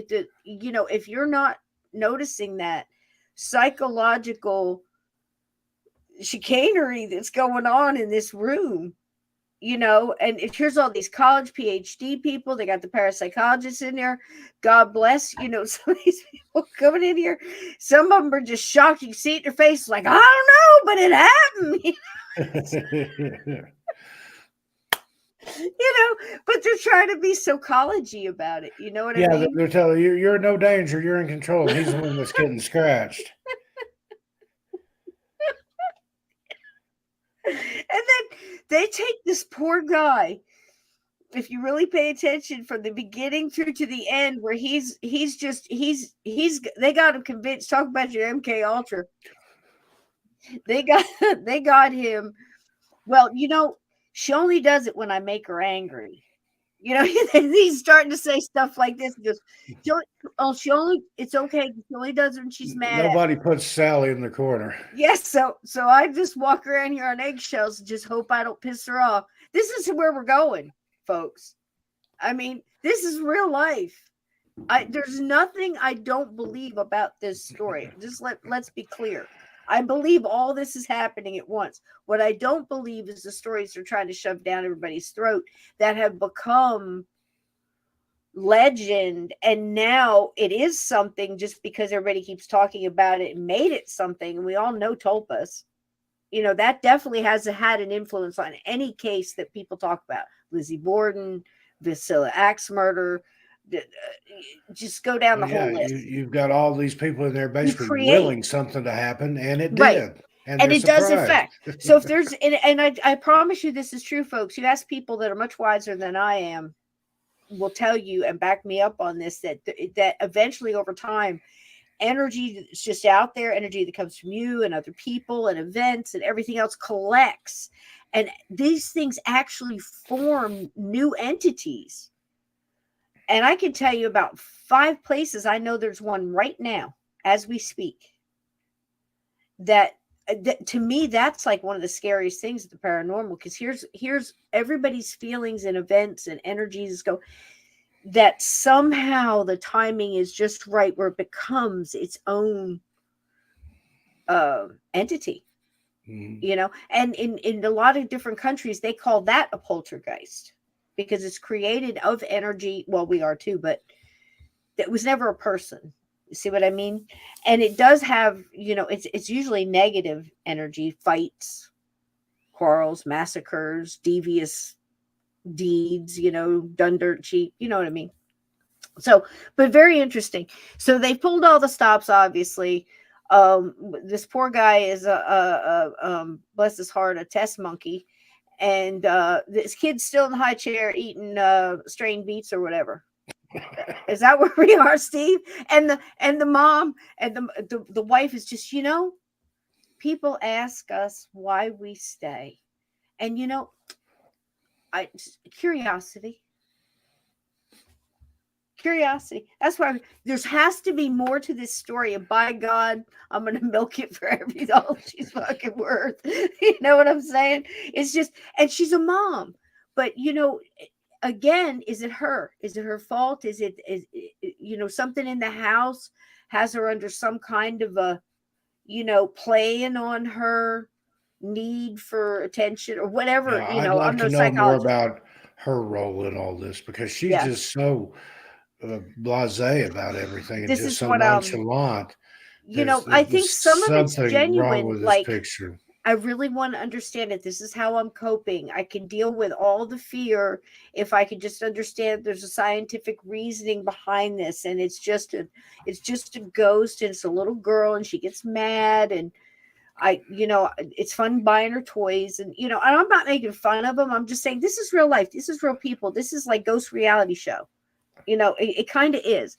And that's what people like about the reality shows and everything else, is watching other people in turmoil and seeing how they react to it. And slow motion, that's probably not a too far off base. What I miss? Slow motion said she's probably thinking book deal or movie. And again, this was after Amityville, and that kind of set a precedent for anybody that lives in a house where there's a lot of activity like that. They want to monetize it in some possible way. And I can't blame them. If my life was being disrupted like that, and everything's flying around and people are getting scratched and stuff, I'd like, let me tell my story. Let's make a movie about it. Fair enough, man. Absolutely freaking true. Fair enough. I mean, again, we all would like to think how we would react in a situation. We never really know till we go through it. I mean, that's just off the top. These are just theories and observations and, our vantage point. Here we are, fishbowl. They're in the fishbowl. We're looking in, tapping on the glass, going, what the hell are you doing? But it's fun to watch, character, especially if you're an author, if you're writing, you get that, where you have to look at character development and how is your character, how would my character react in this situation? It's very interesting to watch other human beings involved in something like this, because it's a cacophony of chaos and moments of watching people in real time, their belief shift, their lifetime belief just change because they witnessed something that they can't, all the lights, they're tilting. They're I got going your off. slow motion. I just, but I was agreeing with you. That's probably what she's thinking. If Hey, we get a book or dude, movie deal, we can afford to get absolutely. out of here. Absolutely. Absolutely. I So would just wasn't want that it to the be thing that truthful. they couldn't Yeah, I afford would to want it to move? just That be was truthful. I mean, if you don't know, you say you don't know. But the thing is the things that are happening in this house, we all know from experience and being on here and talking on other shows and talking with other wonderful people that know other things and putting it all together. This is, again, one of those cases that has just about everything. It's got a little history, but is the history accurate? I ask you to go back and remember when Peter Jennings was walking through the graveyard. What did he say? What did he say? He said he was picking up that a young girl lost her life to pneumonia, I believe. If I'm off, correct me, chat. And the doctor tried to save her life, yet couldn't. Walked right up to a blank gravestone, blank, worn with time, Steve. Yep. And sure enough, comes up Sallie, what's it call it, right? So what if that's that's your nugget of truth? Possible, just spitballing here. What if that's your nugget of truth? And the story played telephone after that. And before you know it, you have a parent out of their minds, a child suffering in pain with stomach ailments. The doctor has to operate on his kitchen table, winds up killing her because the anesthesia didn't take. Could have happened over time. Legends are born and stretched and changed and twisted, right? It's possible. Absolutely. Because if Peter, again, it's like if you look at, and again, Peter's made mistakes. He's admitted to them. That's why I like him. You know, he got it wrong. That sounded kind of right to me, backed up by historians. You know, put there on the airwaves. Back in the day, it wasn't inner tubes, it was the airwaves. For the world to see. So they were accurate and said that they found out that was her grave. So if Peter was right then, the chances are he was right in the first part, and it just became a legend. And there is a little girl. What if she's not alone? What if she's not alone and there's something bad there throwing out lower vibrational sounds? Hey, Sarah. Right? Could also be holding her back, mimicking her, you know, portraying itself as her, right? And then there could be others as well. All of these things could be true at the same time, couldn't they, Steve? Absolutely. Just, again, now that's the whole nature of the beast in the paranormal. There are no hard and fast answers. It's irreproducible under controlled circumstances, but that doesn't mean it's fake or phony or doesn't exist. But, you know, stories are twisted as well. Like, look at The Conjuring. I mean, God bless the people in the movie and the whole thing and the cult that wraps around it. God, the whole thing, the Warrens and all of them. God bless them all. I'm just saying that if you go back in history and look, I have heard that there was a woman named whatever the heck name they used. She was no near a witch than anything else. She was an herbalist and did some things, and she died there, but that's all that's true to it, you know, because legend's born and twisted. It doesn't mean that the family wasn't haunted and things didn't happen. It's just the story that they put with it. We all know, chances are, if you hear a story about a witch being burned at the stake, you're probably not hearing the whole truth, right?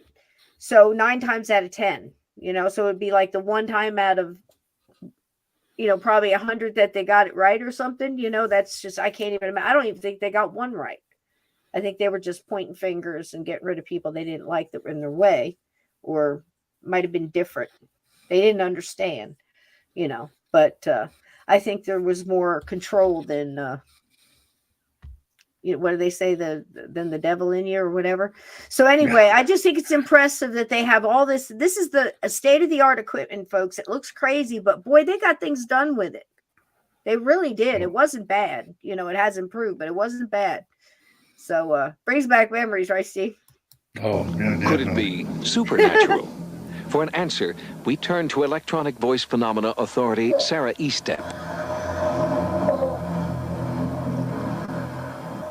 I've been taping for 18 years, and I've investigated a number of haunted homes, houses, properties, locations, and I've never heard anything quite like it.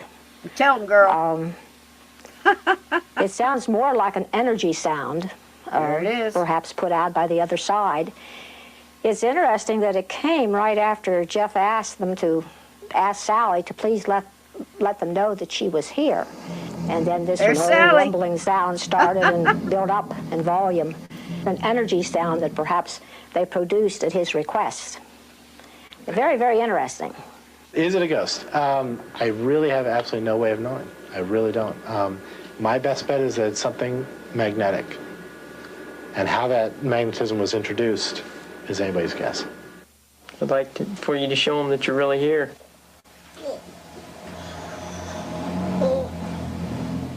Many people have asked, why doesn't the family simply move out? And in fact, they will be moving as soon as possible. Sightings will continue to keep in touch with the family to see if the haunting activity follows them, or if it remains in the house. Sightings continues to investigate the Heartland Ghost, the most compelling haunting case our investigative team has ever encountered. The family has now moved out of the house where they believe a vindictive entity named Sallie lives. Before they moved out, they called in a Native American shaman to exorcise the spirit. Then our team returned to the now empty house with psychic Peter Jennings to see if Sallie was really gone. From the outside, little has changed since Peter Jennings first visited this remarkable house last summer. In fact, the house stands today much as it has since it was built in 1872. But this time, the upstairs window was empty. No one peered out on the quiet street in this quiet town in America's heartland. Sallie, the child entity from the past that Peter believes is trapped in the present, seemed to be gone. And the family, Pam, Jeff, and Donnie, who tried to live with the haunting power in this house, have moved out. As chronicled in past episodes of Sightings, the ghostly activity began for them when family photographs revealed strange, unexplained images. This was the room that there were a lot of photographs taken.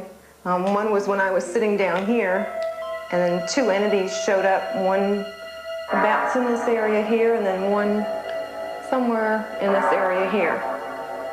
After those photographs were taken, the haunting seemed to move upstairs, where the family began to feel an unnatural force at work in their son's nursery. This room spooks me, to be honest with you. This is where a lot of her activity happens. She's taking toys from that part of the room, throwing them out here to the middle of the floor. She's moved furniture around. After a few months, the paranormal activity took a more destructive turn. While you guys were outside, doing an interview outside of something we've discovered in here. It just looks like it's burned, and the rest of the petal is moist still. It's still half alive. But the outside, it's ashes. And finally, there was the moment before our Sightings cameras when something or someone viciously attacked Jeff. She's right here with me right now. I'm feeling something really cold shoot around my stomach.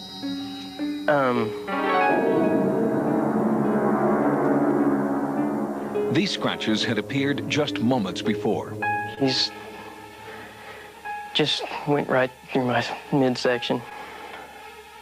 Oh my God, look. Look. Oh, look, they're forming. It's forming right there. She tends to do this to me because I upset her sometimes. She wants to be noticed, I think, today.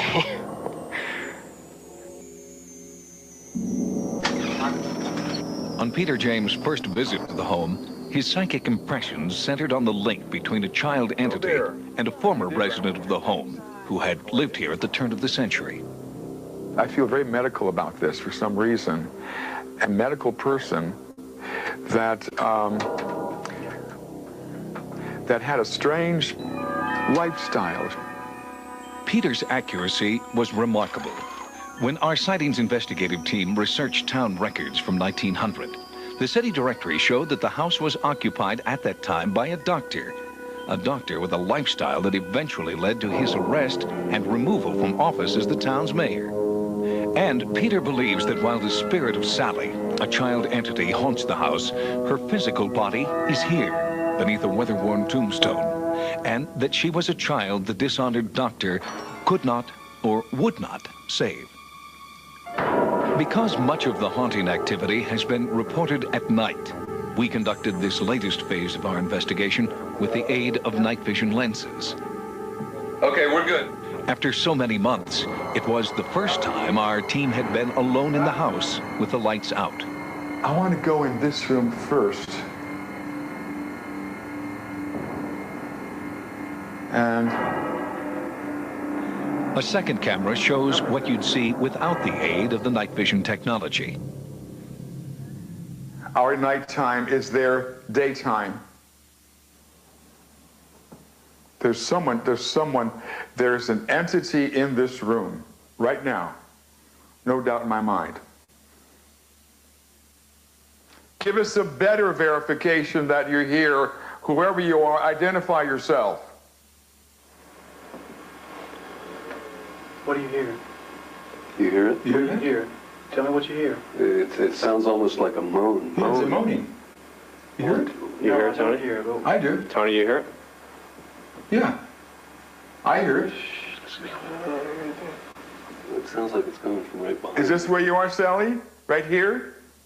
Yes. Whoa, yes. Feel this. Feel this right here. Or is that from the heater? No. No, it's right here. It's right here. Right here. Feel it. Feel it? Yes. Yeah, right here. Look. Whoa. Oh, yeah. Hello? Yeah. Oh, yeah. Right. She's right there we go. Hello? Yeah, that's it. She's here. Hi, Sallie. There she is. Hi, Sal. Whoa, feel that. Whoa. Woo. Yeah, right here. That's very strong right there. Right here. Yeah, right here. Here it is. Oh my God. Okay, stay. Yeah, Sallie. Hello. Feel it? Yes. Yeah. Hi. Whoa. Whoa. Hello. Easy. You still feel it? Yeah, a lot. A lot. Yeah. Come and hold my hand, Sallie. Sallie? Peter feels the eerie force leading him down the hallway into the former nursery, where Sallie's presence has always been felt most intensely. Sallie? Would you like to play with me and the teddy bear, Sallie? Mm.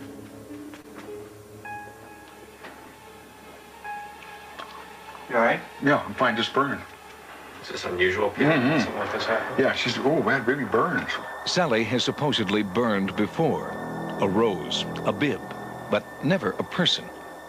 Something is burning my face, like right now. Peter James was visibly shaken by the painful encounter. Wow. Sallie, you be nice. The team broke for the night, but returned the next morning to find an anxious former resident with an amazing story.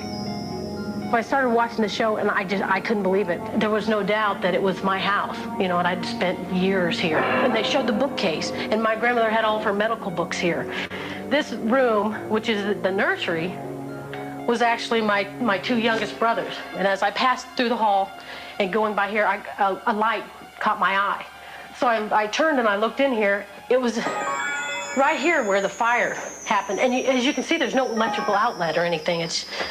It seemed like it was only concentrated right here.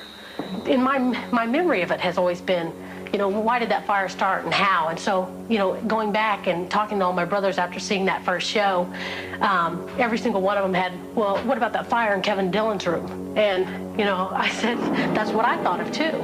And especially when they said that this is the room that they've had the concentration of Sallie being in. And I thought, you know, if she was there when we were there, you know, I kind of had that feeling like, were we being watched all those years? Or as if to confirm her suspicion that the family had been watched, an eerie... Just about knocks your socks off, don't it? Unbelievable. Now we're starting fires. We're burning roses. We're setting the baby's bib on fire. It's okay. It's just a Tuesday. Cold spot suddenly formed. Oh my gosh, yeah, that's weird. Yeah, it's cold. Yeah, it's much colder than anywhere else. It is cold. What does it feel like to you? It's like a breeze blowing. It's very cool. But there's no, all the windows Yeah, the are shut. windows are shut. The heat is off. And I feel like I'm really hot, so this does feel really cold here. Well, say hello to Sallie. God dang, that's so weird. Despite the family's attempt to exorcise the spirit, Peter James feels she is still here. How can we deny the fact that she's here? And this clearly says you better reconsider your thinking patterns about ghostly activity, because there are two entities here and will remain here, in spite of his attempted exorcism. In fact, as you will see later in this program, Sallie's supposedly vindictive nature was once again painfully obvious as our investigation broadened in the days that followed. Peter James believes that Sallie is still present in the house. And there was other evidence as well. When the former tenants, Jeff and Pam, returned to the house for a surprise visit, something sinister returned with them. And through a live computer hookup with hundreds of Sightings viewers, many of you were able to be there at the very moment of contact.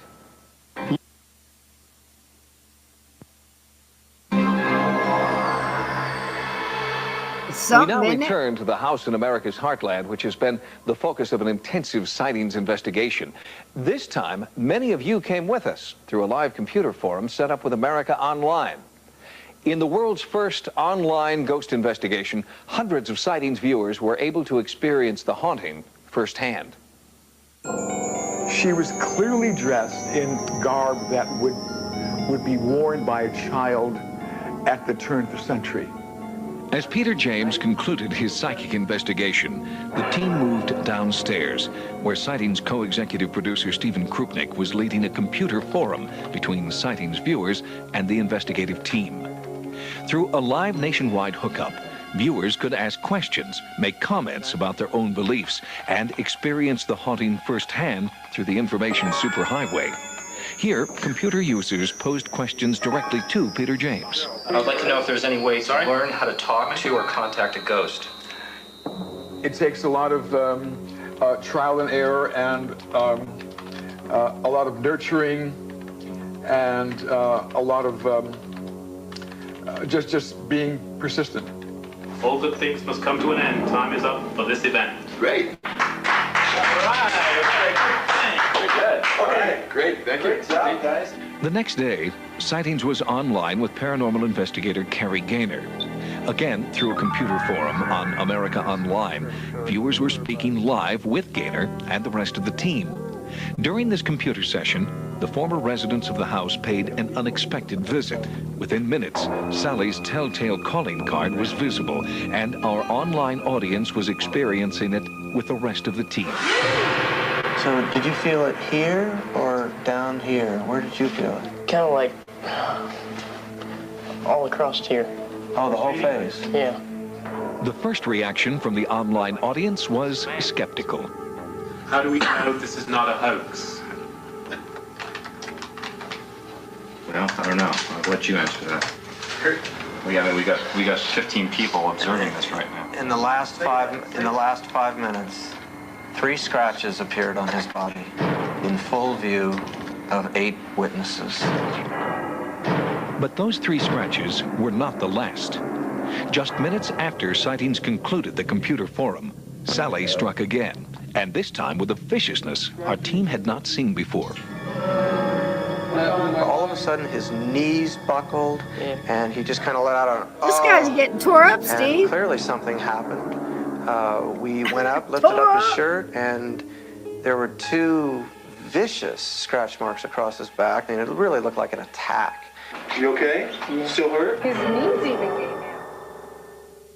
Up to this point, the family has asked us to keep their identities and their town secret. But in our next report from America's Heartland, Sightings will bring you both Carrie Gaynor's complete investigation and the true identity of the scratching victim we now call Jeff. This is what we know so far.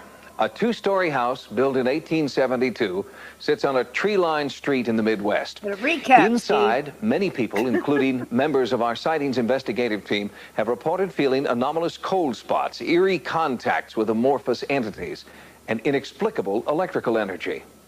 One man has been plagued by spontaneous bleeding welts that he attributes to a vindictive spirit. What we don't know is why. What is causing this haunting activity in America's heartland? I could feel it. How did that happen? You don't know. Sallie? Go on in, walk in there. Walk in there. Oh my God, look. Look. It's forming right there. I have 2 scratches. Oh, there it is. Look at it. Would it be okay if I sit down first? Why don't you sit down? Sightings viewers have their own theories. The wounds are self-inflicted, an allergic reaction, or psychosomatically induced. What? The victim, his family, and many visitors here believe the strange phenomena are caused by a vindictive entity in the house, and that is why this family has moved out.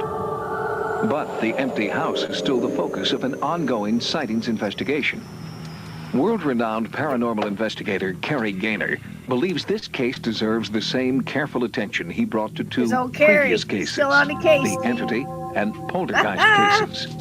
With the family gone, Gaynor has a unique opportunity to determine if the source of the ghostly activity is the site or the family. Maury Schrog is an environmental engineer with the Industrial Compliance and Safety Corporation. He was brought in to search for electromagnetic anomalies, temperature shifts, Between 25 and 30. abnormal radiation levels, or unusual levels of radon, carbon monoxide, or other gases. Nothing unusual was picked up, but there were still reports of ghostly activity by many visitors to the home, including the owner, a 20-year veteran of the local police department.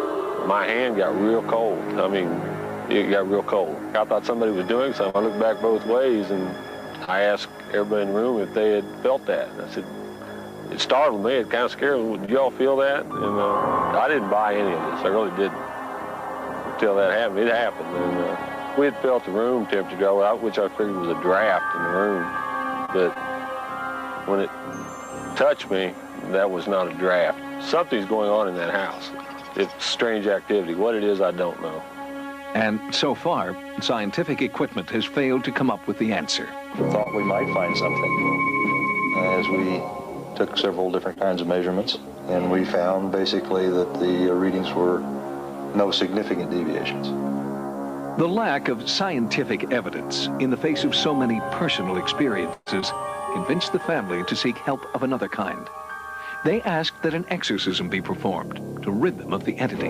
Here we go. We were all holding hands, and at one point, my husband would grip real hard. We were told not to let go. Don't break the circle. And he just held on real tight because he was in such pain. It was odd because he's never really felt the pain before.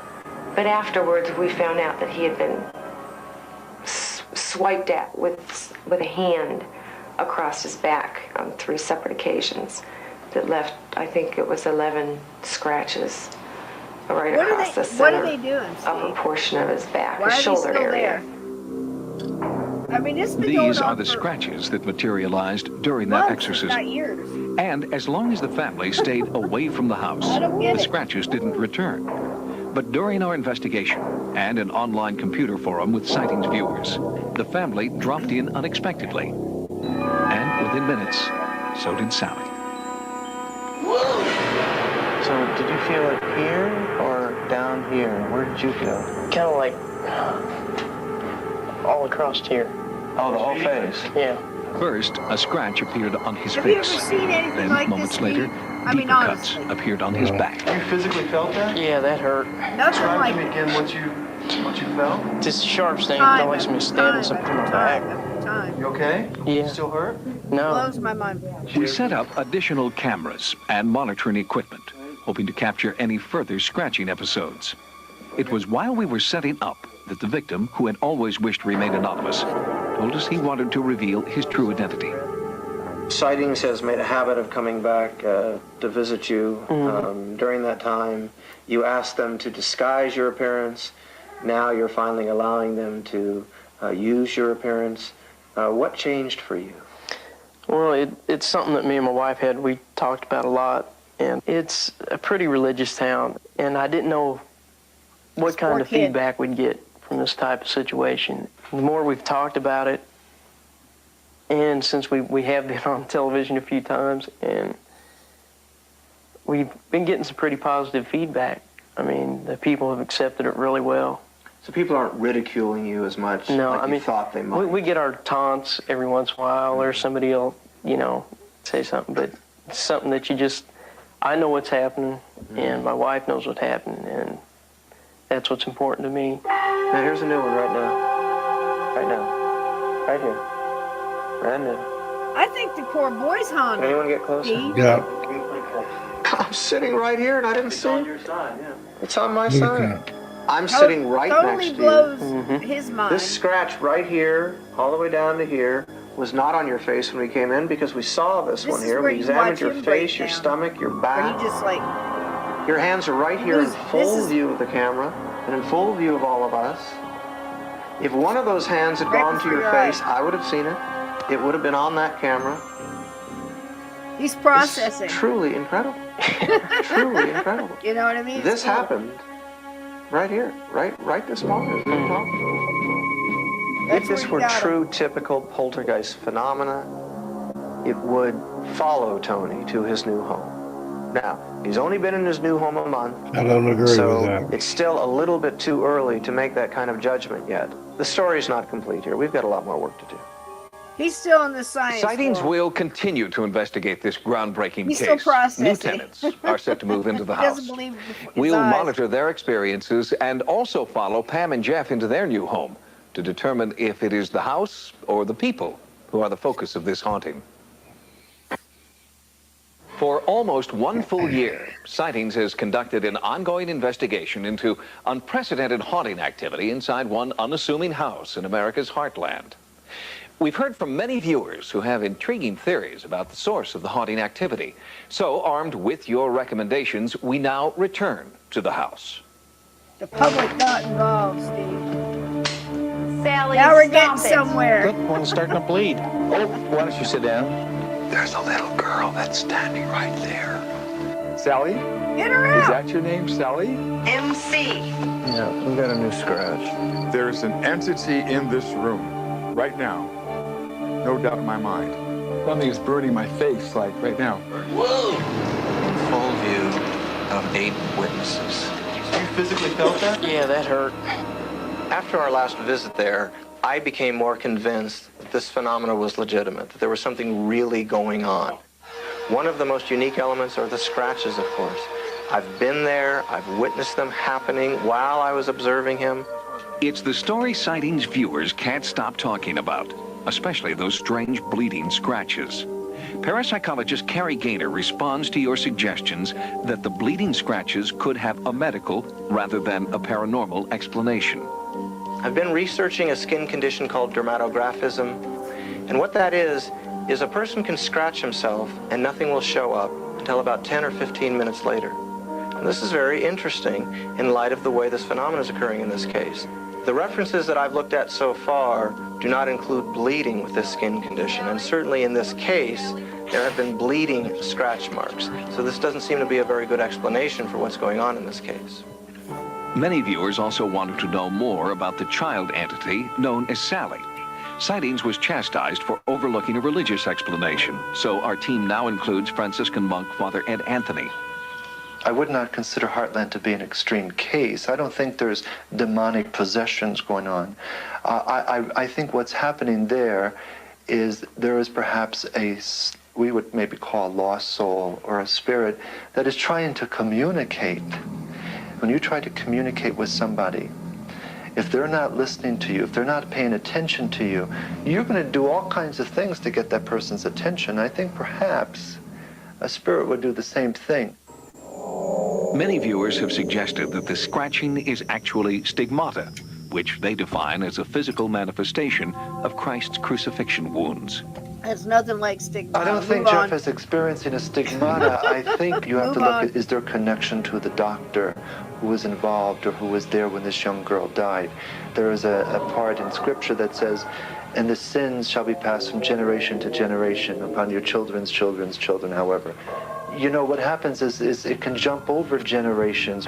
Things can manifest themselves or things can become present generations later. I've heard of these things happening, and I think that you can find a psychological reason for it all the time. Not to say that there may not also be a ghost or an entity or some kind of spiritual explanation that goes along with it. But I think there's also a psychological connection. Psychiatrist Dr. Carol Lieberman agrees with many Sightings viewers that there is a psychological explanation for the haunting activity. Something about Pam and Jeff makes them more susceptible to haunting activity. Some people believe that ghosts don't just attach themselves, or entities don't just attach themselves to anyone, or don't just come in at any time. That people, the more open a person is, in various ways, vulnerable or open in a positive way, the more they're likely to affect them. If we just drop our skepticism just for a moment, and as a researcher, I'm not really allowed to do that, but there's a real human angle here, and that is a man's being terrorized. Something is happening to him without his say, without his control, and he's got to be thinking to himself, well, if this could happen, what else could happen? She scares the living daylights out of me. If I had to come up with one global explanation to include the whole family psychodynamics, as well as the spiritual entities that may dwell there, I would say that it has to do with a lot of anger directed at father figures for abuses that have gone on through the ages, with the anger at fathers or father figures. These expert opinions are important, We're just throwing but all as the long shit in as the Jeff bag, and aren't we, Pam Steve? remain in the house, the entities didn't appear to pay any attention to Just throw this shit on the wall and see what now, sticks. a new family lives in the house. So far, they've experienced no haunting activity.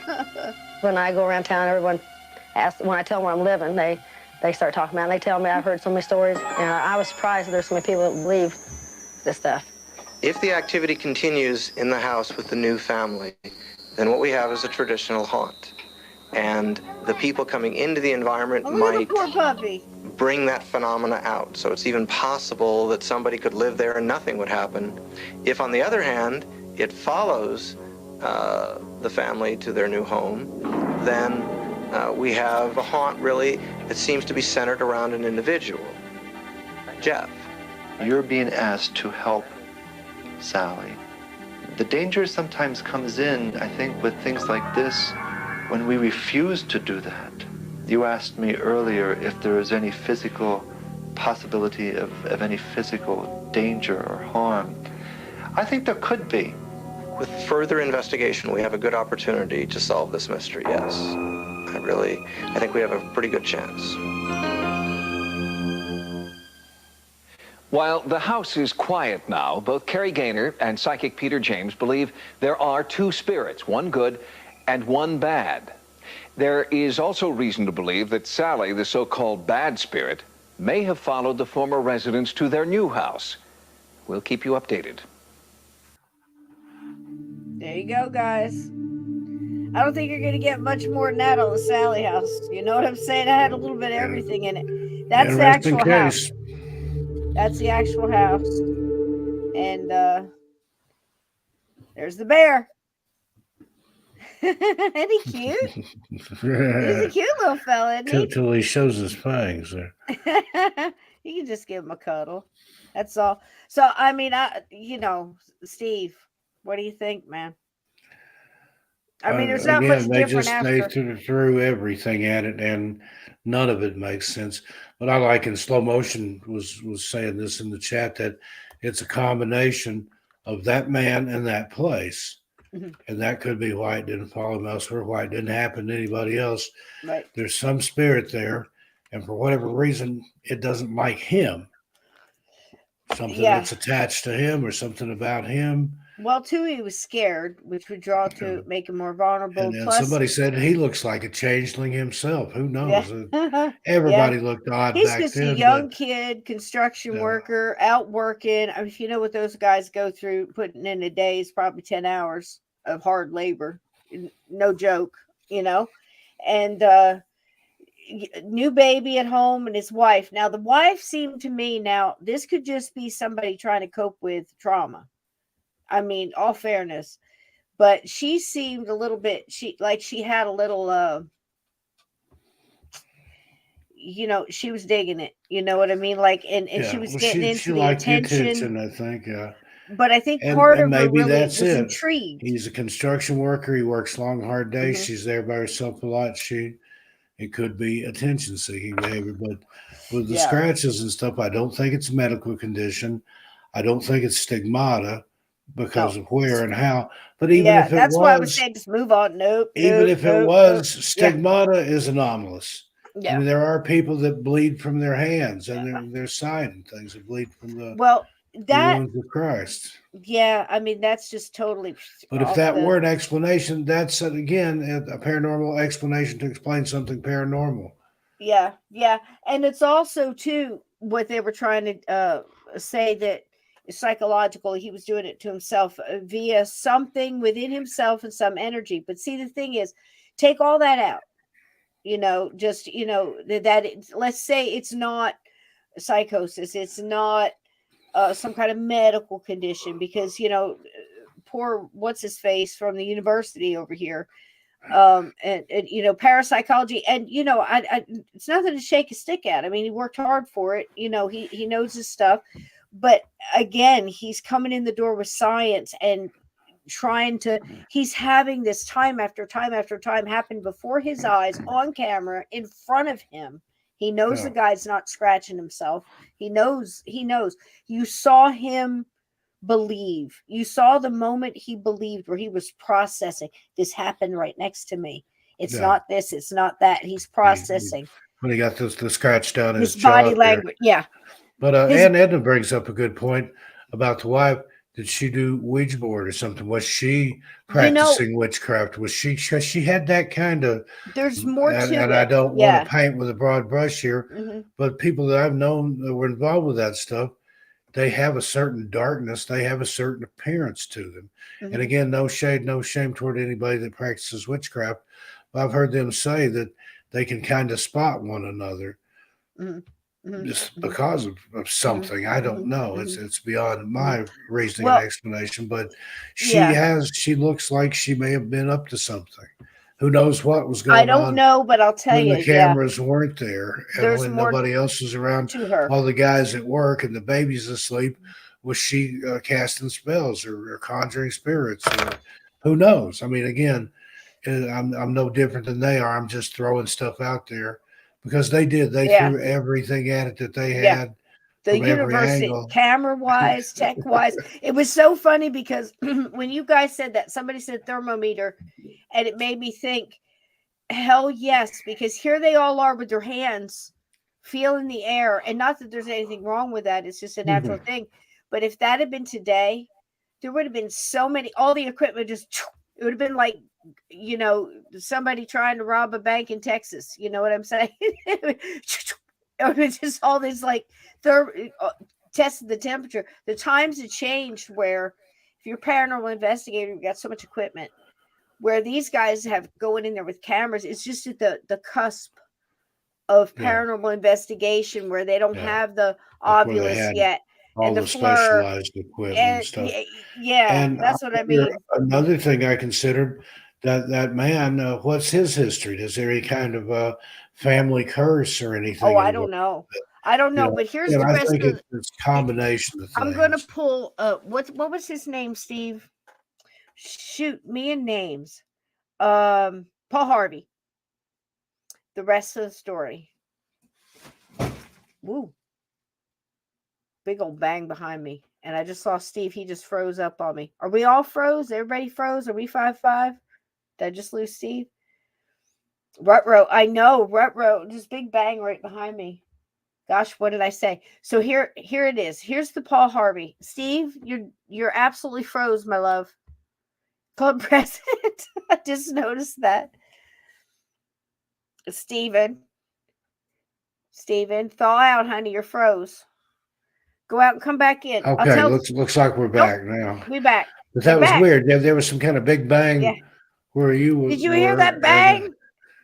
That was awful. I heard it, and then immediately Okay. those two circles came up and started spinning. Like, I don't know, it went out somewhere between here and For there. a second there, you looked like a stripper back in vaudeville.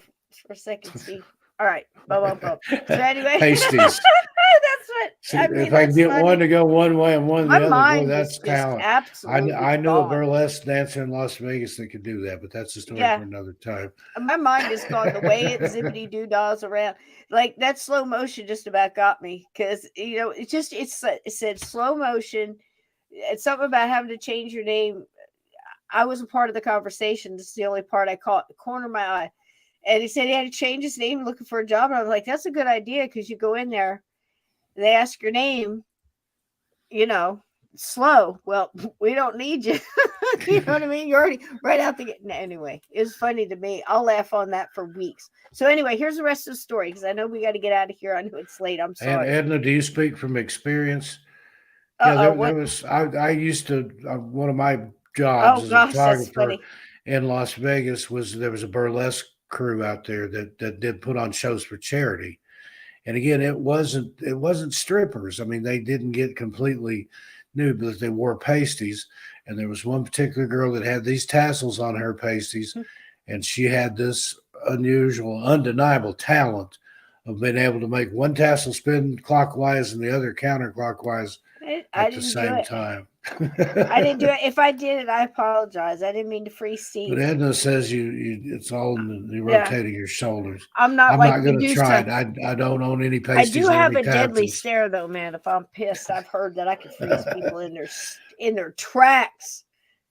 Trust me, I raised boys, and they made it, but barely. It's the truth, God's honest truth, right, Steve?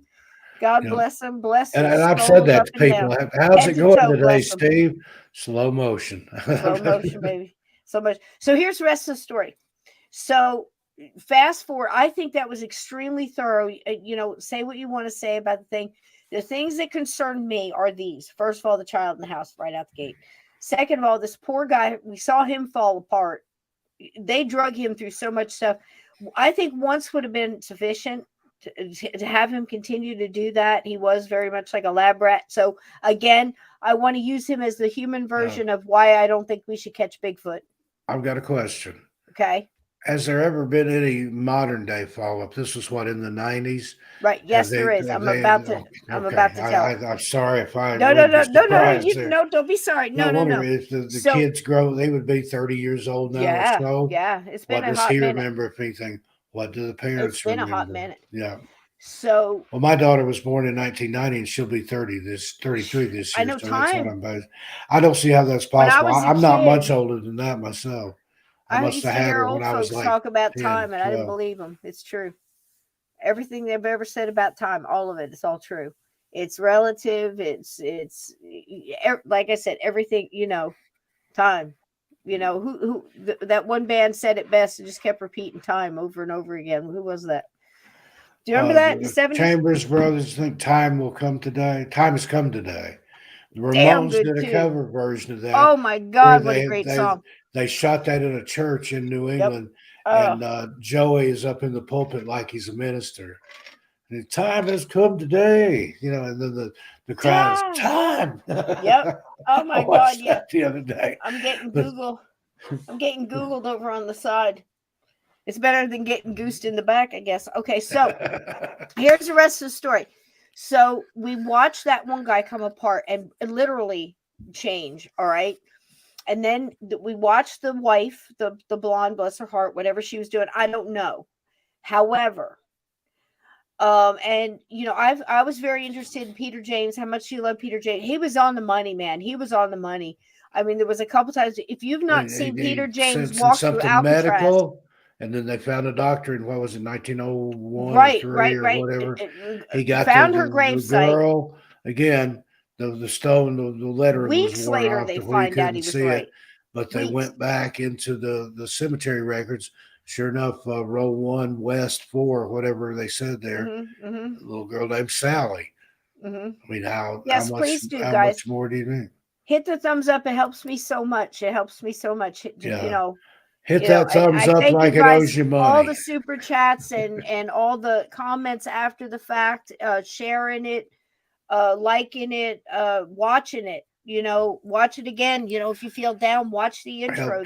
Help keep Hey, Cisco on the air and off I the put streets. so much light into those intros. You know, it meant to make you laugh, entertain you, and the whole process, basically, like I said, is almost like a meditation. I find the song, and whatever they show me, that's what I go look for, and I put it together. So there could be messages in there. It could just be to make you laugh. It could be just to lift your mood. I don't know, but you're part of that. You're catching that energy, you know, and it's kind of cool. So you can watch those at any time. That's why, you know, I don't know how long I'll be able to do it, but right now I can. So they're still coming, but yeah, Cathedra, it's you know, I think right at 40 days, something like that, 5. I think this Wednesday will be 6 weeks if I'm not mistaken.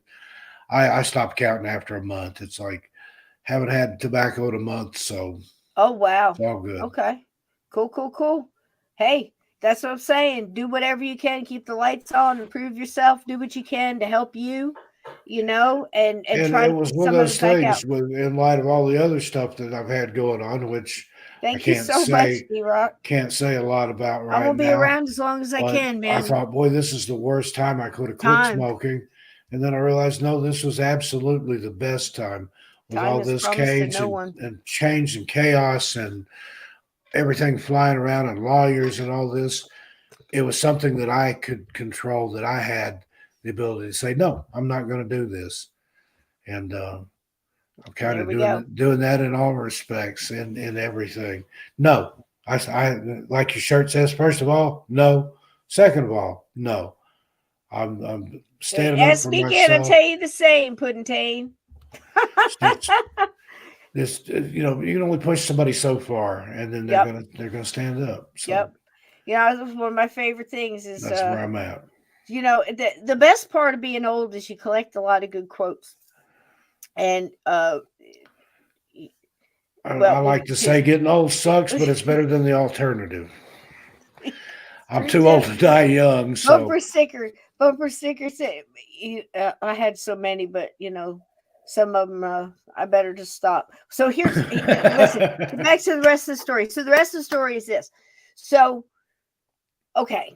So the like I said, the people like Peter James, and again, if you've not seen Peter James walk through Alcatraz, I believe it was an Unsolved Mysteries or something like that. I can't remember. But go find it, go see it. I think it was one of those like they did it on Halloween night or around Halloween. It was awesome. Special. Yeah. I think they did it live. Shows. I think they did it live. Several different shows. That's he goes through the whole real people guy dying in the cell and the whole, and he's spot on. And you know, Queen Mary and all this other stuff. God bless Peter James. I remember you. I mean, I learned so much from him, and he was spot on all the time. And the elephant in the room, they said he was wrong. It turned mustache. out to be correct. Oh, how God could love you him. not respect a man with a mustache like that? Oh gosh, I would love he to. Put I would Magnum love PI to see him shame. On the other side. Peter, come see us. Come see me, honey. You know, I mean, oh gosh, that would just be. You know what I mean? You are welcome here anytime, Peter James. You can just imagine his sweet soul on this side, how in tune he was with everything, and after crossing, you know what I mean? Wouldn't he be? What a great teacher.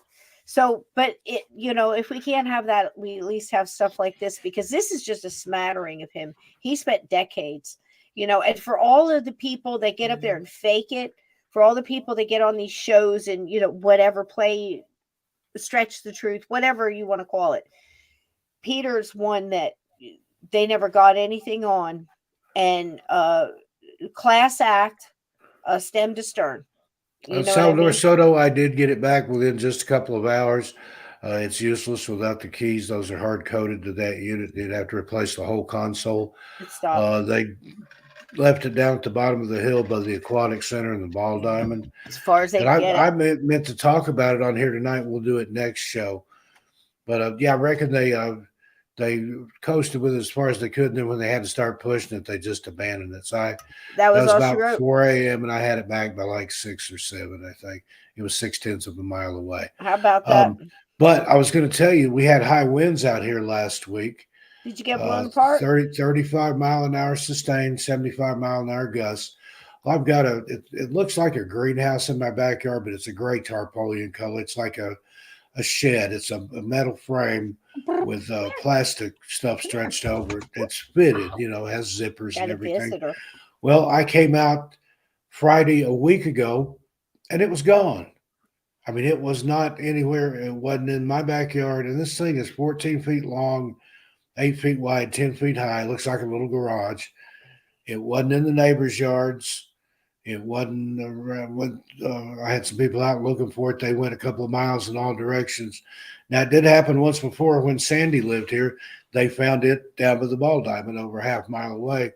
Well, it just wasn't here. Well, then the next Friday, exactly 1 week to the day, I walk out back that morning with Mulder, and the shed is sitting out there, and half of it is caught in a tree. And if you can see my backyard, there's trees, there's power lines, there's a major power pole right back here in the back corner of my lot where everybody connects to it, looks like. I don't see how it could have blown out of there, but as I was trying to get it out of the tree, little girl that lives directly behind me, she's about 8 years old, little pumpkin-headed girl. She'll stick her head up over the privacy fence sometimes and say hi to me. And I was messing with it. And she stuck her head up and said, hi. And I said, was this in your backyard? And she said, no, mister, it fell out of the sky. And I'm like, what? She said, it fell out of the sky. I watched it fall. And this thing. Whoa. And then I had a guy come over and help me get it back out of the tree and down close to where it was. And there's like 7 or 8 little kids over there watching.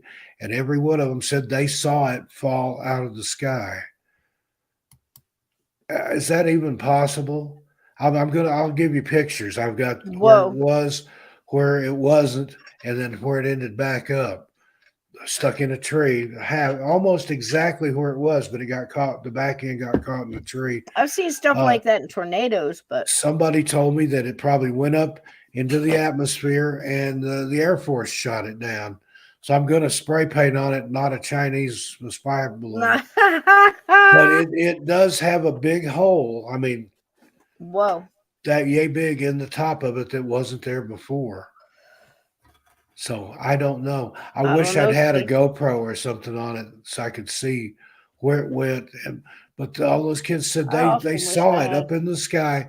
They watched it, and it sat right back down in my backyard, except the end that caught in the tree. It's weird. Wow. It's anomalous, but it happened. Wow, man. And I forgot to send you the pictures, but be here next Monday night, and I'll all right, bring them on. Let's bring it on. All right, so let me tell you the last tail end of this story, because man, we're way over time, but that's okay. But I got to get you guys out of here. Some of you guys, we got work in the morning. But so the thing was about, everything included. The fire disturbed me, the way the rose singed, the baby's bib. I think the baby being there, that disturbed me more than anything. They're doing all this. There's cameras there. There's scratches appearing. They're hearing all these weird noises. Right. This baby's just crawling around there. Get that baby out of there. Send it to grandma's. There's another film where they're in there with a couple of the people that were involved in this, and they went back again, and that's how you get like the continuation of the story. They kept doing this. Every once in a while, they'd call them back, and they'd go to the house, or they'd go to where they were living now. It dissipated over time, the scratching did, but this is what happened. See that? Whatever there's dark a little sneak preview. See how the back end of it's caught in a tree there? That's my garden shed. Yeah. And it was gone. Wow. It was gone, completely gone for a week. Wow. That's crazy. It's crazy. Got 6 little kids back there that swear they watched it fall out of the sky. Fall out of the sky. Come back. Come back to you like a boomerang. Now, NASA couldn't do that. They couldn't blast off a garden shed and land it back in the same spot without any propulsion, no retro rockets. It's just a metal frame and a plastic cover. Maybe it was abducted. Maybe they took it up, and it could have been some kid, and the alien mom says, where'd you get that garage? Found it. Well, you go put it back. but he didn't quite get it back. And I again, that's as A good as an week. explanation as That's anything. crazy. I mean, yeah, I don't have an I don't have an explanation for that. I Well, don't even want to touch Sapphire it, Elf, Jason. it's big enough that if it were in any of these backyards, I could have seen it. And I Yeah. looked over all the fences. It was not, Yeah, because that was maybe my just first thought, some of is your it blew neighbors, into somebody's yard. and it took them a week to carry it back. But how'd they know where it went? Only the people were. I'm But spitballing. it flew away once Apparently, that's before what you do in a and landed down by the ball odd diamond, which is situation. 0.6 of a mile away. And they got it and brought it back. That was when Sandy lived here several years ago. So That's crazy. again, Wow. I have no Dude, explanation. I don't know. That's crazy. I don't know. I can't even. It's an anomaly. You know, keep us posted. You know, maybe we can get a show on it or something. But if all right. we So have these another one of those people, windstorms, I'm going to put a GoPro on it. these people continued this. Now, most of it in guest appearances and multiple shows. So everyone, they go away and come back again. And the story grew and grew. And apparently, whatever dark entity that it was involved in this, it's pretty much proclaimed by multiple different mediums and everything else that there was a negative and a nice one. Many since then have broke it up into more than that, but definitely a dark, malevolent entity that seemed to start off in that house, followed the family, came with the family, activated by the family, who knows. But it seems the darkness followed them. Every time they get together in a group and they call this Sallie thing, he gets scratched, but that again dissipated over time. So what amped up was this dark entity showing up in the bedroom, telling him to kill his family, working on him, making him sick. That's this demonic. Continued. That's not Casper the Friendly Ghost. This if it's continued telling you on to for kill 20 your family. years. Yeah, easy 20 years, 15 years. The last interview I heard with them, she wrote a book. She started keeping a journal.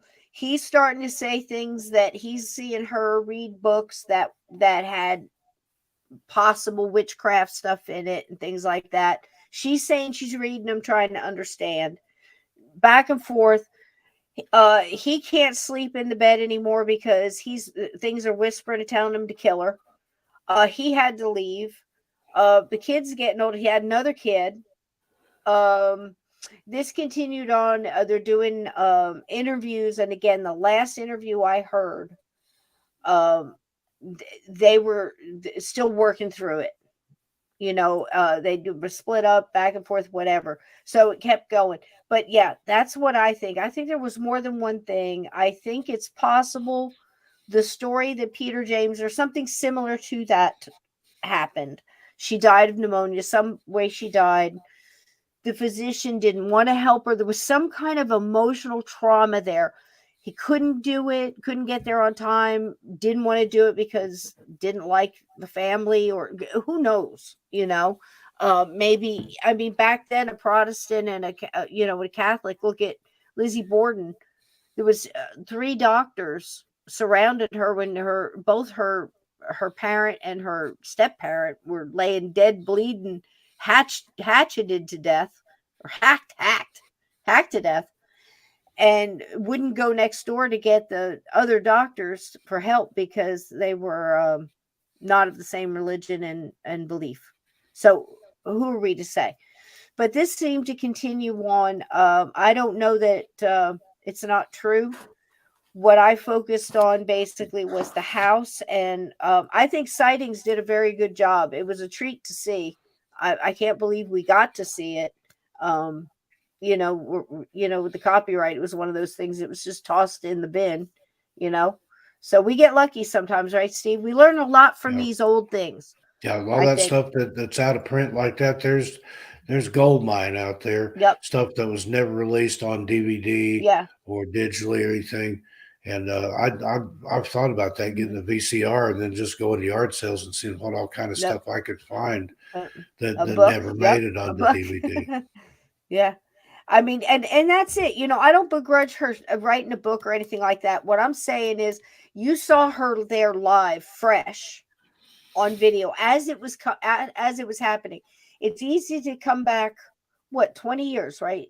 Because if this was happening in the 90s, it's probably late 80s, early 90s that actually was going on, because sightings seemed to be doing it in real time.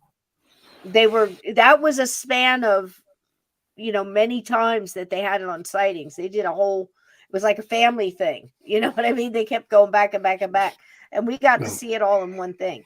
So, it's easy to look backwards and see what's happened since, but that was fresh, and you saw all those people involved, and you could actually see the characters changing, including with the scientists that came in to try to disprove it, or for whatever reasons. Sightings hired them, and some jumped in just for the research of it all. But to me, it's mesmerizing how they got that one guy to continue through, as terrified as he was, affect his entire life, if you ask me, Steve. I mean, oh yeah, how could it not? How could it not? Here we are, years and years later, still talking about it. It's 2023. That's a lot of decades. So, again, I say let's find the guy, see if we can get him on the show. Yeah, wow, right? Would that be great? Yeah, I mean, they're a trip, though, to hear him talk. I mean, it's really heartbreaking to hear him talk about how, he's crying and saying how voices, he was afraid he was going to kill his wife, and, everything they went through, and the back and forth, and the kids now have got to be, adult, well into their adult life. I mean, it's just it's crazy. It's one of those cases that there's a lot to learn from. It's interesting because you can see everybody in real time, how they reacted to it, and how others later on stretched things and changed things and molded stuff, and now it's now you can rent it and spend the night for, like, I think $125. Sarah, Claire, they had like a live thing on a live chat room on AOL, and people were watching it on TV and then commenting in the chat. Yep, they didn't have streaming video back then. It was early 90s or whatever. The internet was still in its infancy, and I mean, it would take a long time to just download one GIF or something. But yeah, they had, and that used to be popular on AOL. If there was some live event going on TV, AOL would have a live chat room, and people would be in there like this, watching it and talking about it. I think it was Sightings later on, or was it? Smoochie. I think it was Sightings. Was one of the first ones where, when the internet came in, they had those kind of chat rooms and stuff, so that you would see them like at the computers. I know that Unsolved Mysteries did it too when they first started, but I think Sightings was one of the first ones to do it, where you could live, you could send in your questions and stuff like that, or they check it at the end of the show, or whatever the heck. But just to clarify, they weren't watching it online. They were watching it on TV, but the chat was live while the show was going on television. Mm-hmm, mm-hmm. Yeah, it's pretty crazy. It was high tech for the time. Yeah, for the time. But I think they did a really good job. Again, I think they should have focused more on what was causing the fires and the heat. That's not a little girl. I can't even imagine a girl spirit that had gone through what she had gone through, if that story is true, that she would have the ability to cause burning and fires at will, and to singe a rose in such a way. I think all that needs to be looked into. The rest of it is, built up over time, and not as focused and I don't want to say more clinical, let's say. I don't want to say scientific, but clinical, where everybody was there and all this stuff was happening in front of them. And the funny way the human beings act under these conditions, I think, is also very interesting. So also something to keep in mind, all the stuff that happened, and Peter James, and homage to him. He did a great job on that, because they bring a lot of people in later. As I said, you'll see on Unsolved Mysteries, there's some out there. Gosh, the documentaries are crazy around that time. Everybody got a hold of it after this. Everybody picked it apart. But you'll see other ones come in and just talk to the little girl. They tore this, milked this for all it was worth. and they had people come in and talking to the little girl. And I'm thinking the whole time, how can you walk in there as a medium and not feel the evil that's in there, that's doing this other stuff? That little girl, she's not doing this. And if there is an essence of her, or is it a tulpa that was created by talking about it so much, the little girl's gone, like Peter James said, and they're just keep calling her back. Again, fascinating case, Steve. Tell us how's your channel doing? Tell us and get us on out of here. Oh, doing good. Of course, 13 past midnight. There's always something going on over there. Been doing a lot of overnight mini marathons from Libra Box, some good audio recordings over there. And then my new channel, Among the Missing, a little over 55,000 subscribers already. Woo! And thank you, people, for that. I love my fans. I've got people that love my voice, that it helps them. And we were disparaged over on the other places, the weirdo insomniac crowd, but that's okay. We'll be weirdos together. Yeah. That's just, it is what it is. Creative differences, whatever you want to call it. I can't say a lot right now, but someday. There you go. But I'm doing my own thing. I ain't looking back. So come join me over there. Got all kinds of content in the works. If you like the missing person stuff, and then paranormal, supernatural stuff on 13 past midnight, a little over 11,000 something over there. So join me. We're family. There you go. There you go. Well, that's it, folks. I wish I could have a happy ending to this story, but it seems that it lingered on.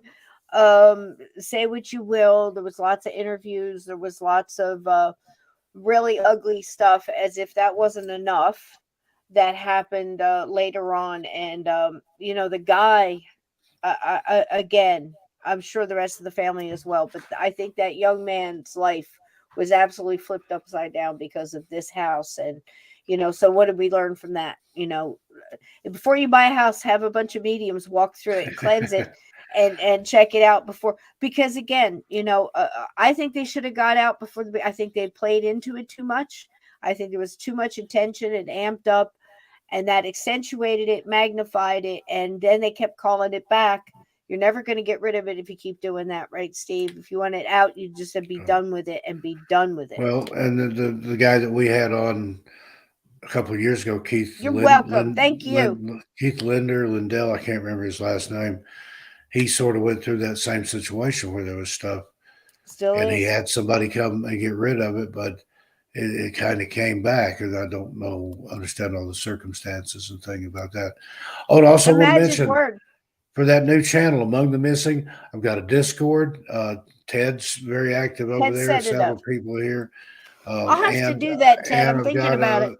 A Facebook group for Among the Missing. So if you need help finding all that, reach out to me on Facebook or stevestockton81@gmail.com. I agree. And I mean, that's the final thing. Plus, there's a lot of factors to this. It's never going to be one that's all completely unwoven, because now it's been talked about so much. I mean, it's what do you call it? The crime scene has been fouled.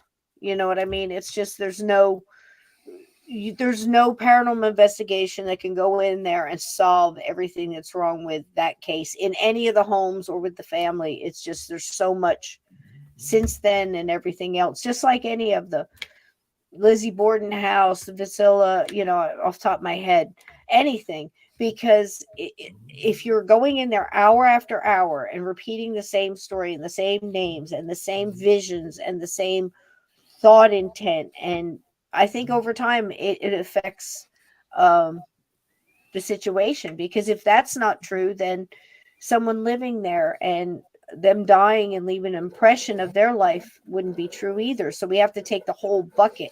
We can't throw out what we don't, you know what I mean? Yeah.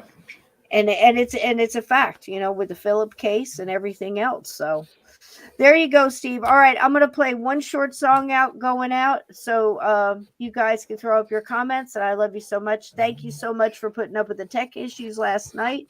Thank you for all the super chats, for your love, for enjoying the music and having a good time, and most of all, enjoying each other, I think, by looking at some of this old stuff. And I'm very excited to say I think I have found a whole new vat of good ghost stories and good ghost learning information and stuff that we can come on here and talk about, and just some about a good ghost story, man. You can never get enough of them. And thank you Indeed. for being here on Mondays. Cisco, thank you for having I me love here. you, baby. This is my standing date for Monday nights, and it is. We have a good time. Bring snacks, enjoy the laugh in the videos. I mean, gosh, if I thought that one person watched one of these videos and smiled when they were having a bad day, then it was worth it. Please enjoy. I love you guys. Have a good one. I wanted to point out in this video, if you watch in the curtains, is some really good millisecond movies, and see if you can name the movies, because it's a lot of fun. And some of them I caught the gifts and I'm like, wow, man, that was a great movie. It only takes a second for a memory to zap you back and remember a time you had a good time and enjoyed something like a good movie. Remember those days? I love you all. Good night. Good night, everybody.